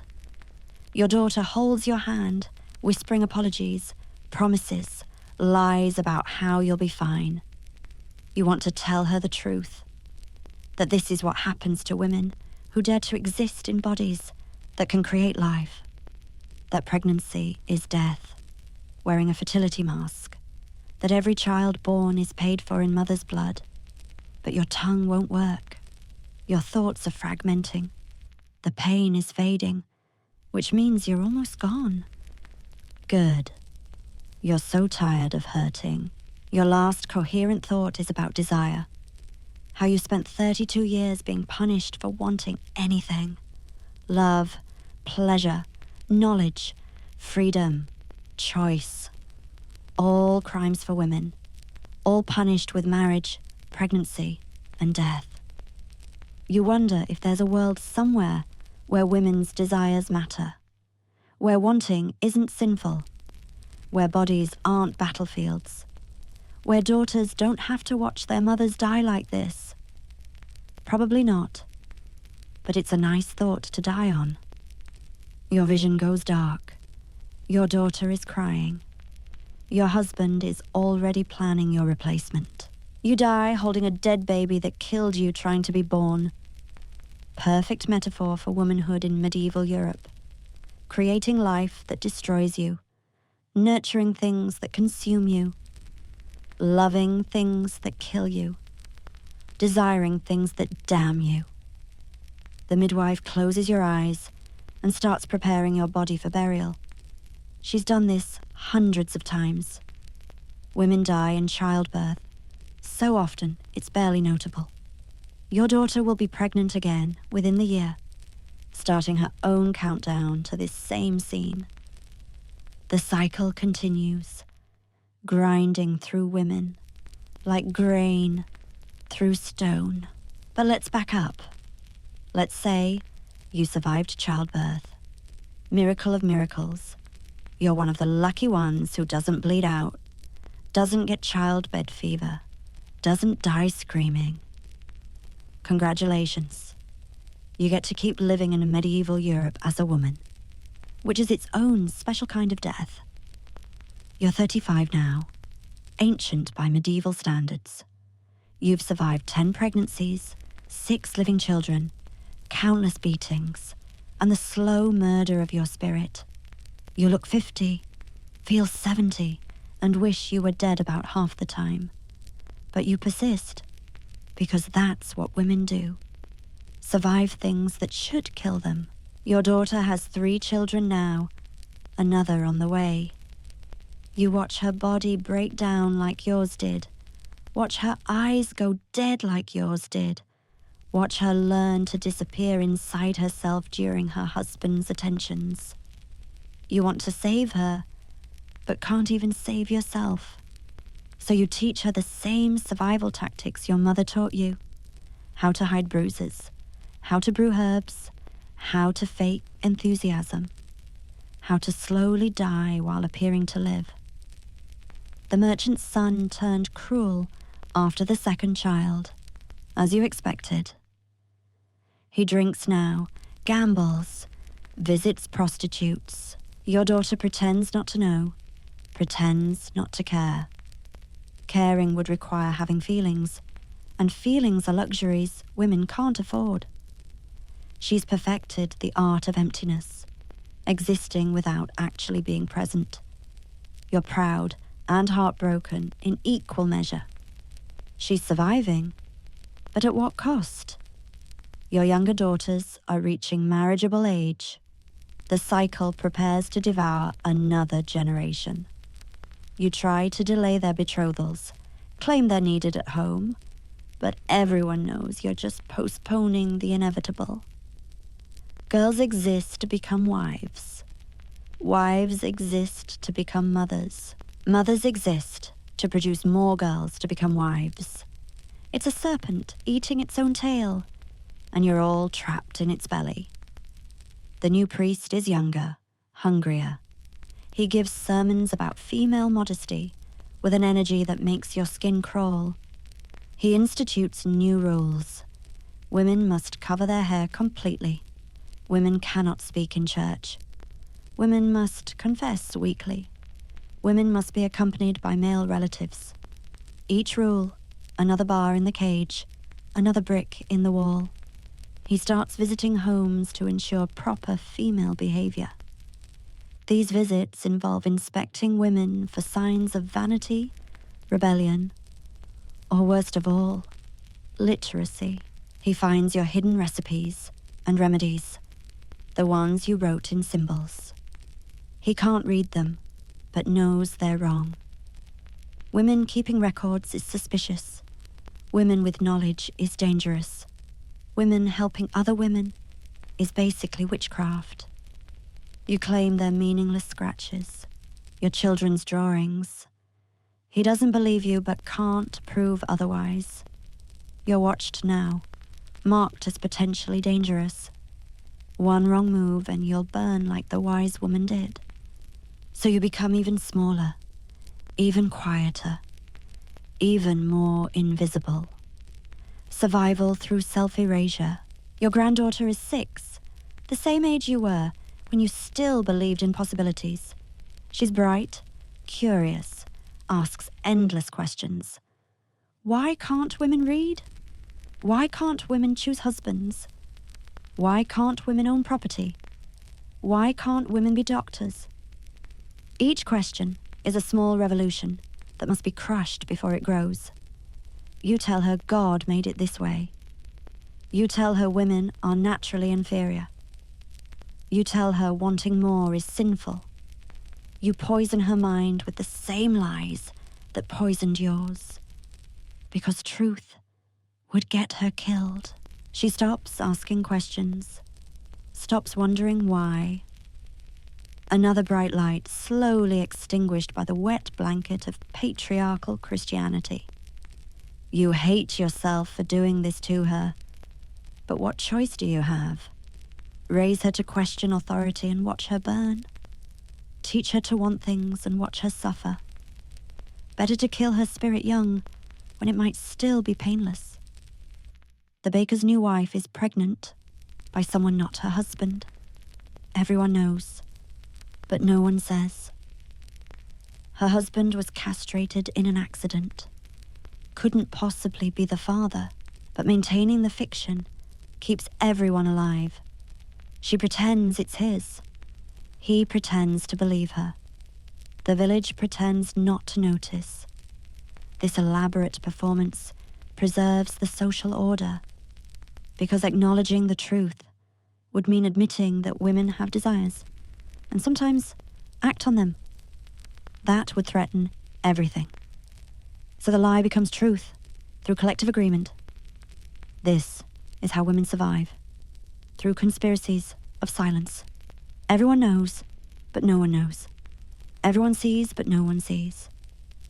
It's exhausting, maintaining these fictions, but less exhausting than fighting the system directly.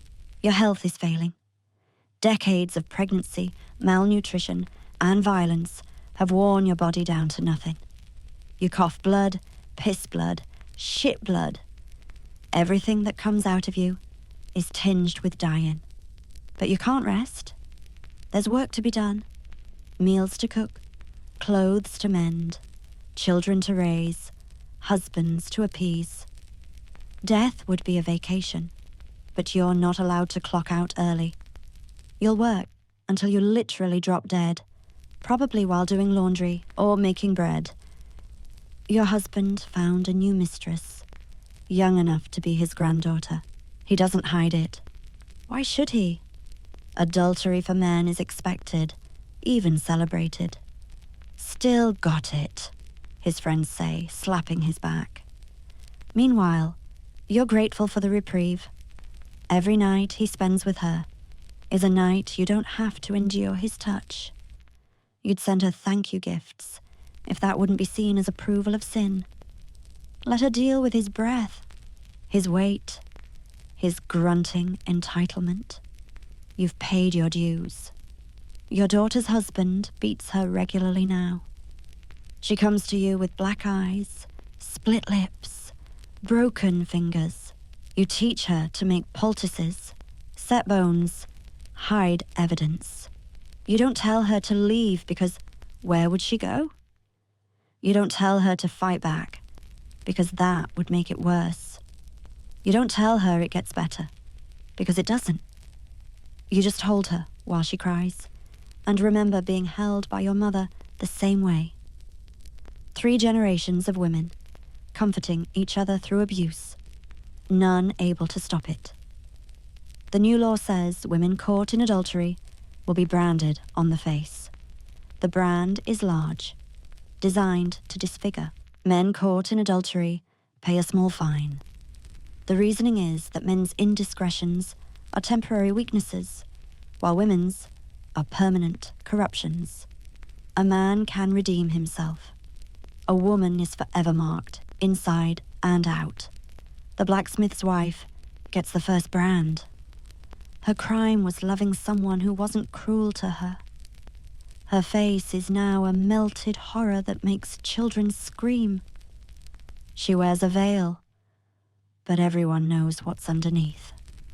Her husband keeps her locked in the house, ashamed of the monster he helped create. She'll probably kill herself within the year. Most branded women do. Your granddaughter starts her monthly blood at 10. Too young. But malnutrition and stress make girls bleed early here. You teach her to hide it. Burn the rags completely. Never let men know. You want to tell her this is her body, preparing for its own destruction. That every month it bleeds is a countdown to pregnancy, pain, and possible death. But she's 10. Let her have a few more months of thinking her body belongs to her. The delusion won't last, but maybe it'll sustain her through what's coming. Winter comes hard and takes the week. 3 women die in childbirth. 2 die of mysterious illnesses that look suspiciously like poisoning. 1 throws herself down a well. Another vanishes into the forest. The priest says it's God calling his daughters home. You know, it's women finding the only escape available. Death is the only divorce women get, the only choice that's truly theirs. Sometimes you stand at that same well and think about following that woman down. But then who would teach your granddaughters to survive? Who would slip them herbs and wisdom and tiny acts of rebellion? So you step back and continue the slow work of existing. Your daughter is pregnant again, 5th child, 4th pregnancy that might kill her. Her body is exhausted, depleted, held together by will and wool. She asks you how you survived so many births. You tell her you didn't. The woman who survived those births died long ago. What's left is just flesh performing familiar patterns, a ghost haunting its own life. She understands. She's becoming a ghost too. All women here are ghosts, walking around in bodies that don't belong to them, thinking thoughts they're not allowed to have, speaking words that aren't their own, feeling things they must hide. An entire population of the living dead. Spring comes and brings wedding season. You watch young girls dressed in white, being led to altars like lambs to slaughter. Each one thinks she's different, special, loved. Each one believes her husband will be gentle, her marriage happy, her life meaningful. You want to stand up during the ceremonies and scream the truth. That marriage is legal slavery. That love is a lie to make rape palatable. That pregnancy is Russian roulette. That their lives are already over, but you sit silent and throw grain, participating in your own oppression's celebration. The merchant's daughter runs away before her wedding. Smart girl. They find her 3 days later, drag her back, lock her in a convent. Better than marriage, honestly. At least nuns only have to serve one absent husband instead of a present one. She'll spend her life in prayer and servitude, but she won't die in childbirth or from beatings. That's what passes for a happy ending here. Your granddaughter asks why the merchant's daughter had to go to the convent. You explain she was wicked, refused God's plan for her life. Your granddaughter asks what God's plan for her own life is. You tell her marriage, children, service to husband and Lord. She asks if that's what she wants. The question is so absurd you almost laugh. Want? What does want have to do with anything? Women don't get to want. They get to accept or be punished. You tell her wanting is dangerous, that good girls don't want things beyond what they're given. She nods, but you see rebellion in her eyes. The same rebellion you once had, before it was beaten, raped, and exhausted out of you. You hope she keeps it hidden, better than you did. Summer brings plague to the village. It takes the old, the young, the weak. It takes your husband, finally. You're supposed to mourn, wear black, wail at his grave. Instead, you feel nothing. Maybe relief. But even that's muted. He's been dead to you for years. His actual death just makes it official. You're a widow now, which is the closest to freedom women get. No husband to serve. No more pregnancies to survive. Just you, and whatever years remain before your body finally quits. Your daughter isn't so lucky. Her husband survives, meaner than ever. The plague took their youngest, and he blames her. Everything is always women's fault. Bad harvest, women's sin. Plague, women's wickedness. War, women's temptation. We're scapegoats for every disaster, personal and communal. She bears his rage with practiced emptiness, disappearing so completely inside herself that the beatings barely register. You taught her well, too well. She's become so good at not existing that you sometimes forget she's there. Ghost daughter of a ghost mother in a ghost world where women haunt their own lives. The new widow down the lane is being courted aggressively. Her husband's been dead a week, and already men circle like vultures. She has property, a little money, and working womb. That makes her valuable. Her protests that she's still in mourning are ignored. Women's grief, like all women's feelings, is irrelevant.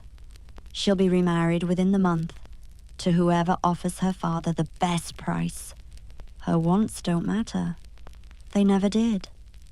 The priest announces new modesty rules. Ankles must be covered, necklines raised, sleeves lengthened, colors muted. The female form must be completely hidden, lest it tempt good men to sin. You want to point out that men sin regardless, that no amount of fabric stops their violence and entitlement.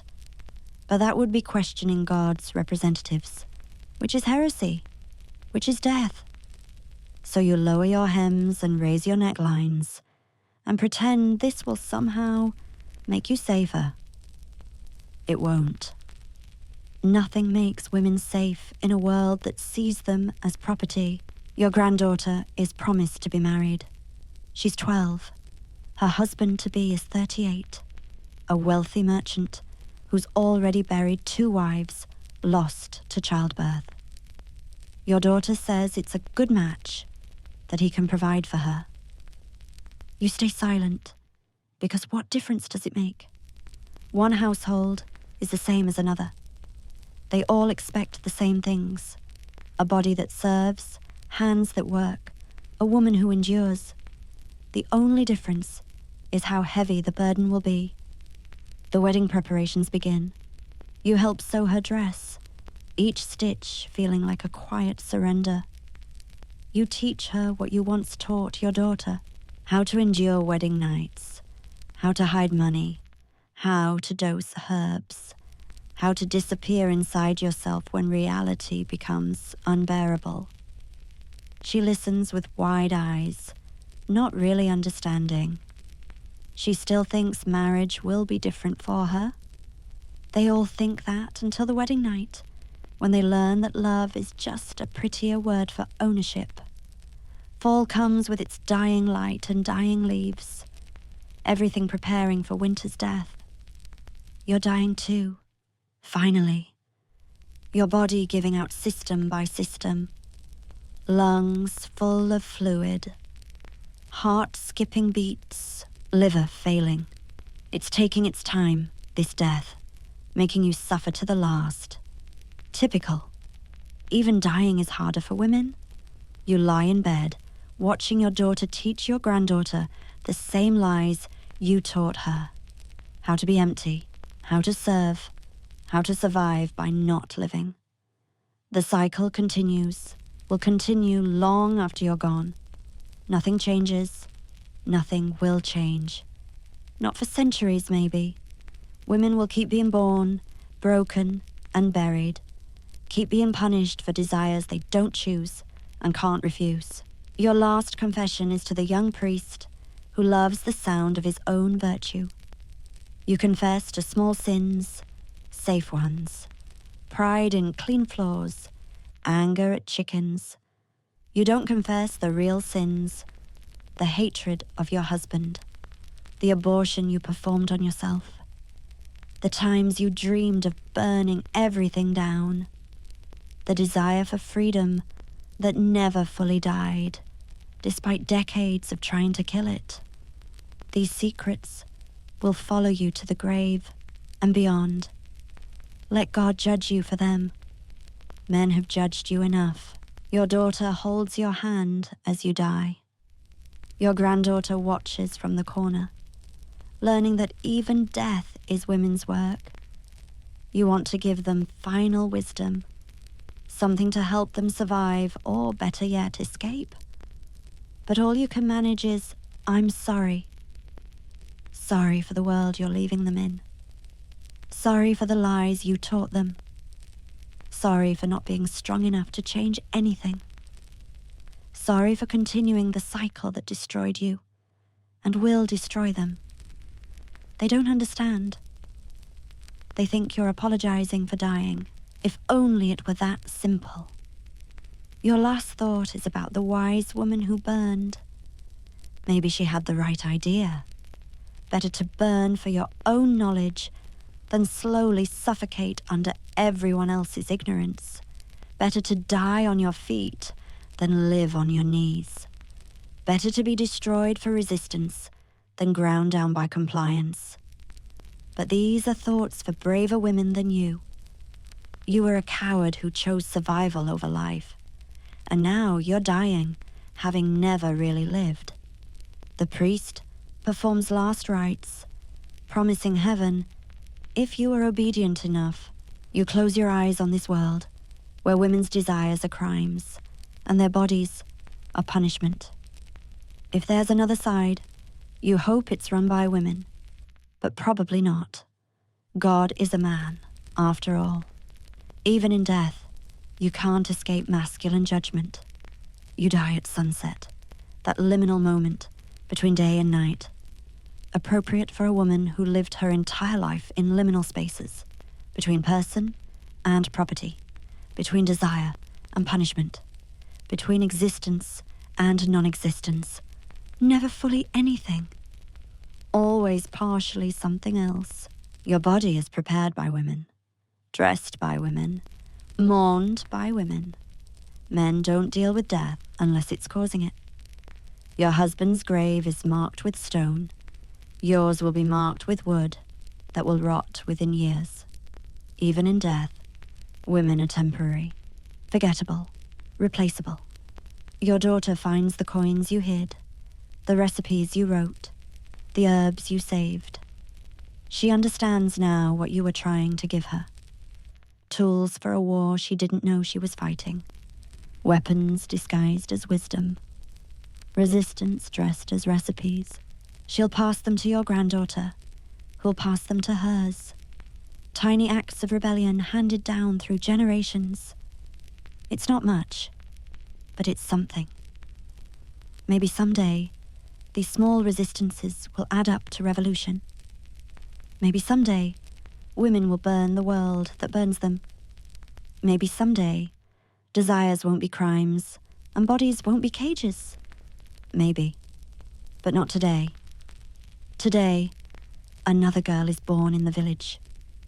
She cries her first cry, not knowing it's the beginning of a lifetime of screaming into voids that don't echo back. Her mother holds her and whispers, apologies. The baby doesn't understand yet. Sorry for the body you're born in. Sorry for the desires you'll have to kill. Sorry for the punishment that starts now and never ends.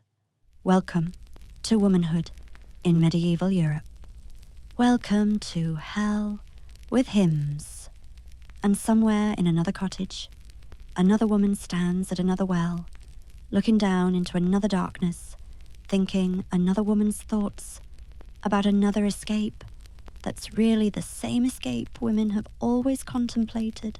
When the cage gets too small and the pain too large, she steps back, like you did, like your mother did, like your daughter will. Because someone needs to teach the next generation how to survive. Someone needs to pass on the recipes and remedies and small rebellions. Someone needs to keep the tiny flame of resistance alive, even if it never grows beyond a flicker. This is women's work too, keeping each other alive in a world designed to devour them. Teaching each other to survive things that shouldn't be survivable. Learning to live without living, exist without being, continue without hope. It's not enough. It'll never be enough. But it's what there is. And tomorrow, when the church bells ring and call everyone to mass, the women will go. They'll cover their hair and lower their eyes and listen to men tell them why their suffering is holy. They'll be told Eve's sin made this necessary. They'll be told submission is virtue. They'll be told wanting anything is wickedness. And they'll nod and agree and slowly die inside while appearing to live.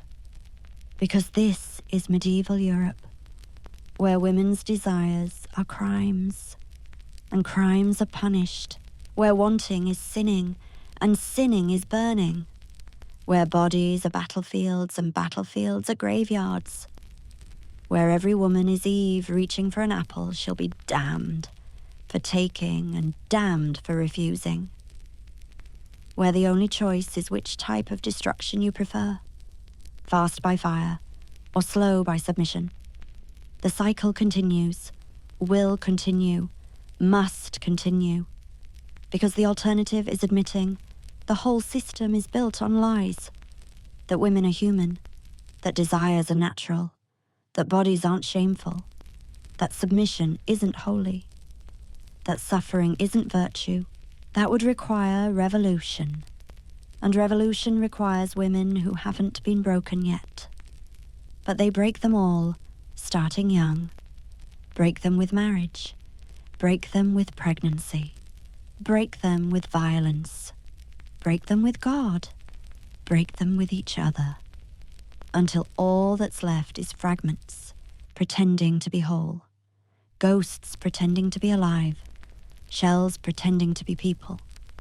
And the men never notice, because they never really look. Women are furniture to them. Functional objects. Breeding stock. Property that occasionally needs correction. Not people with desires and dreams, and the radical wish to exist without apology. So the women learn to be furniture.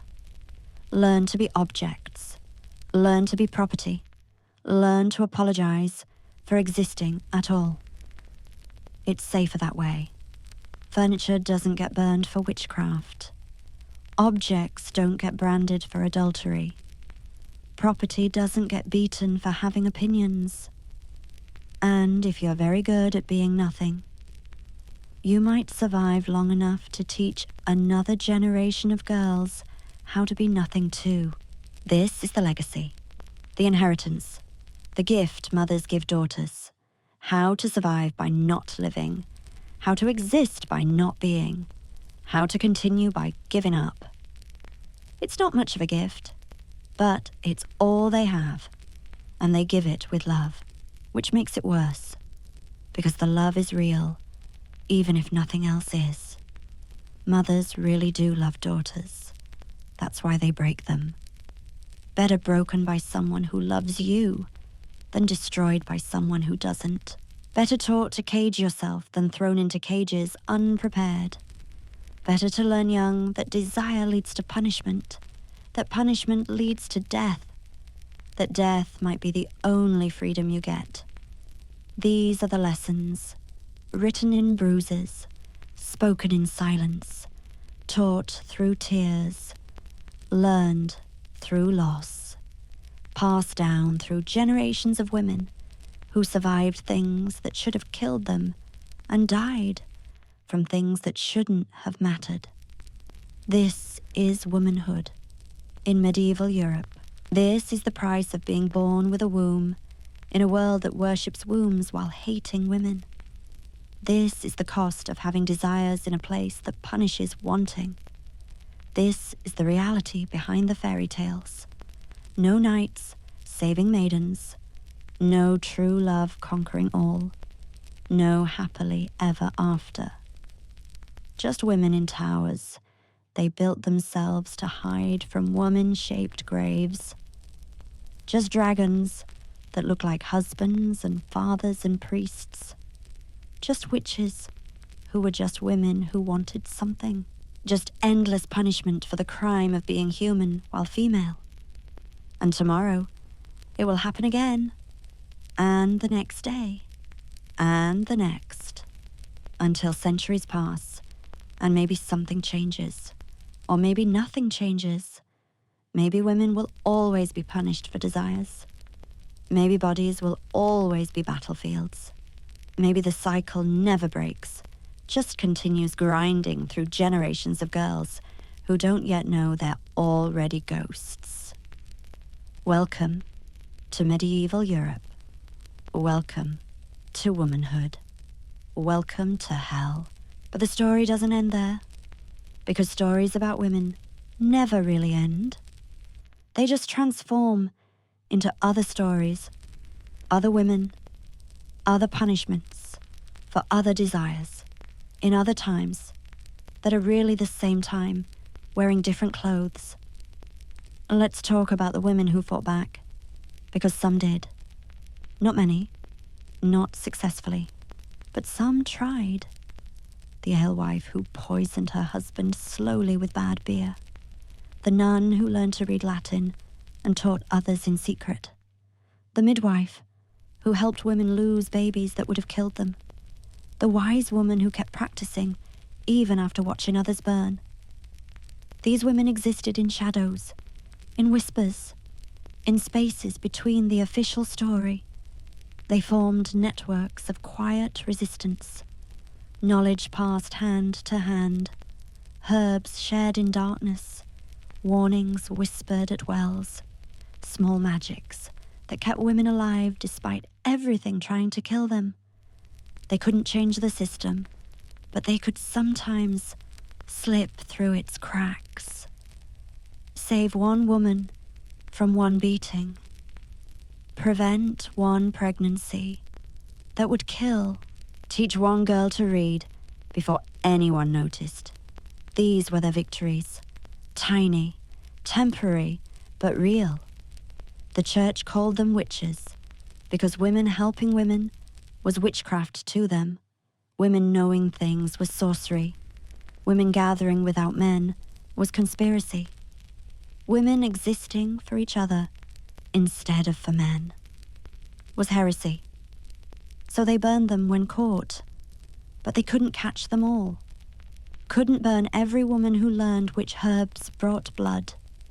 Couldn't drown every woman who could read. Couldn't break every woman who refused to break. Some survived. Some thrived, even in their small ways. Running businesses while husbands drank. Teaching daughters more than they were supposed to know. Writing thoughts in margins of prayer books. Creating art in forms so domestic no one recognized it as art. Embroidering rebellion into altar cloths, singing resistance in lullabies, baking revolution into bread. These were the weapons available. Thread and song and food, things so feminine, they were invisible to masculine eyes, perfect for hiding power in plain sight. The Beguines were one example. Women who lived together, not quite nuns, not quite wives. They took no vows, followed no men, answered to themselves. They worked, prayed and supported each other. The church tolerated them barely, suspiciously, always ready to declare them heretical. But for a brief period, they existed, women living for women, with women, as women. No husbands, no pregnancies, no ownership, just community and choice. Two things women weren't supposed to have. It didn't last. Nothing good for women ever does in patriarchy. The church cracked down, forced them into convents or marriages. But for that moment, they proved it was possible. Women could exist without men, could thrive without marriage, could live without punishment. The possibility was enough to terrify authorities into action. Because if women realized they didn't need men, the whole system would collapse. And the witches, the real ones, not the innocent women burned for knowing herbs, the ones who really did gather in forests, who really did dance naked under moons, who really did reject God and embrace something older, wilder, more feminine. They existed too, though not in the numbers or ways the church claimed. They were women who chose exile over subjugation, who preferred the danger of wolves to the certainty of husbands, who found power in the very things used to oppress them. Blood, bodies, desire, knowledge, nature. They reclaimed them all, made them sacred instead of shameful. These women terrify men even now, centuries later. The idea that women might gather without supervision, might find power in their own bodies, might worship something that doesn't hate them for being female, might choose each other over men, might find magic in menstruation instead of shame, might dance instead of kneel, might laugh instead of pray, might want, without apology. The witch trials weren't really about Satan. They were about suppressing this possibility.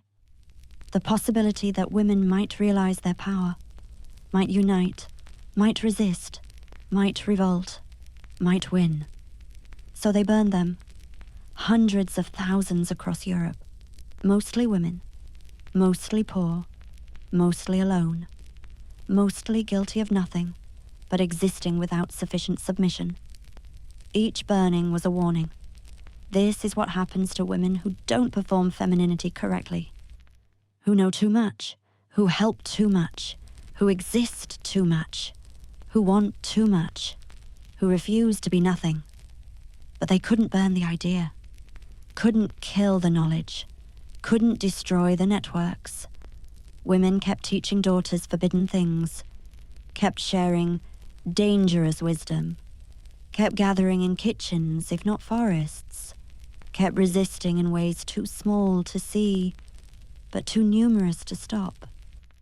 This is the history they don't teach, the one written in smoke and silence, the one where women fought back and sometimes won tiny victories that mattered enormously to the women who benefited, the midwife who saved your life, the wise woman who ended your pregnancy before it killed you, the neighbor who warned you about violent men, the mother who taught you to read despite the danger, the daughter who refused to marry and found another way. These are the heroes of women's real history, not queens and nobles, but ordinary women who risked everything to help other ordinary women survive, who faced the flames and didn't flinch, who chose burning over submission, who decided that if they couldn't live as humans, they'd rather not live at all. Their names are mostly lost, their stories mostly untold, their victories mostly erased. But they existed. They fought. They saved lives. They passed on knowledge. They kept hope alive in dark ages that tried to extinguish it. And eventually, slowly, painfully, things did change. Not enough, not everywhere, not permanently, but changed. Women learned to read. Women gained property rights. Women entered professions. Women got votes. Women got choices. It took centuries, cost millions of women's lives, required revolution after revolution.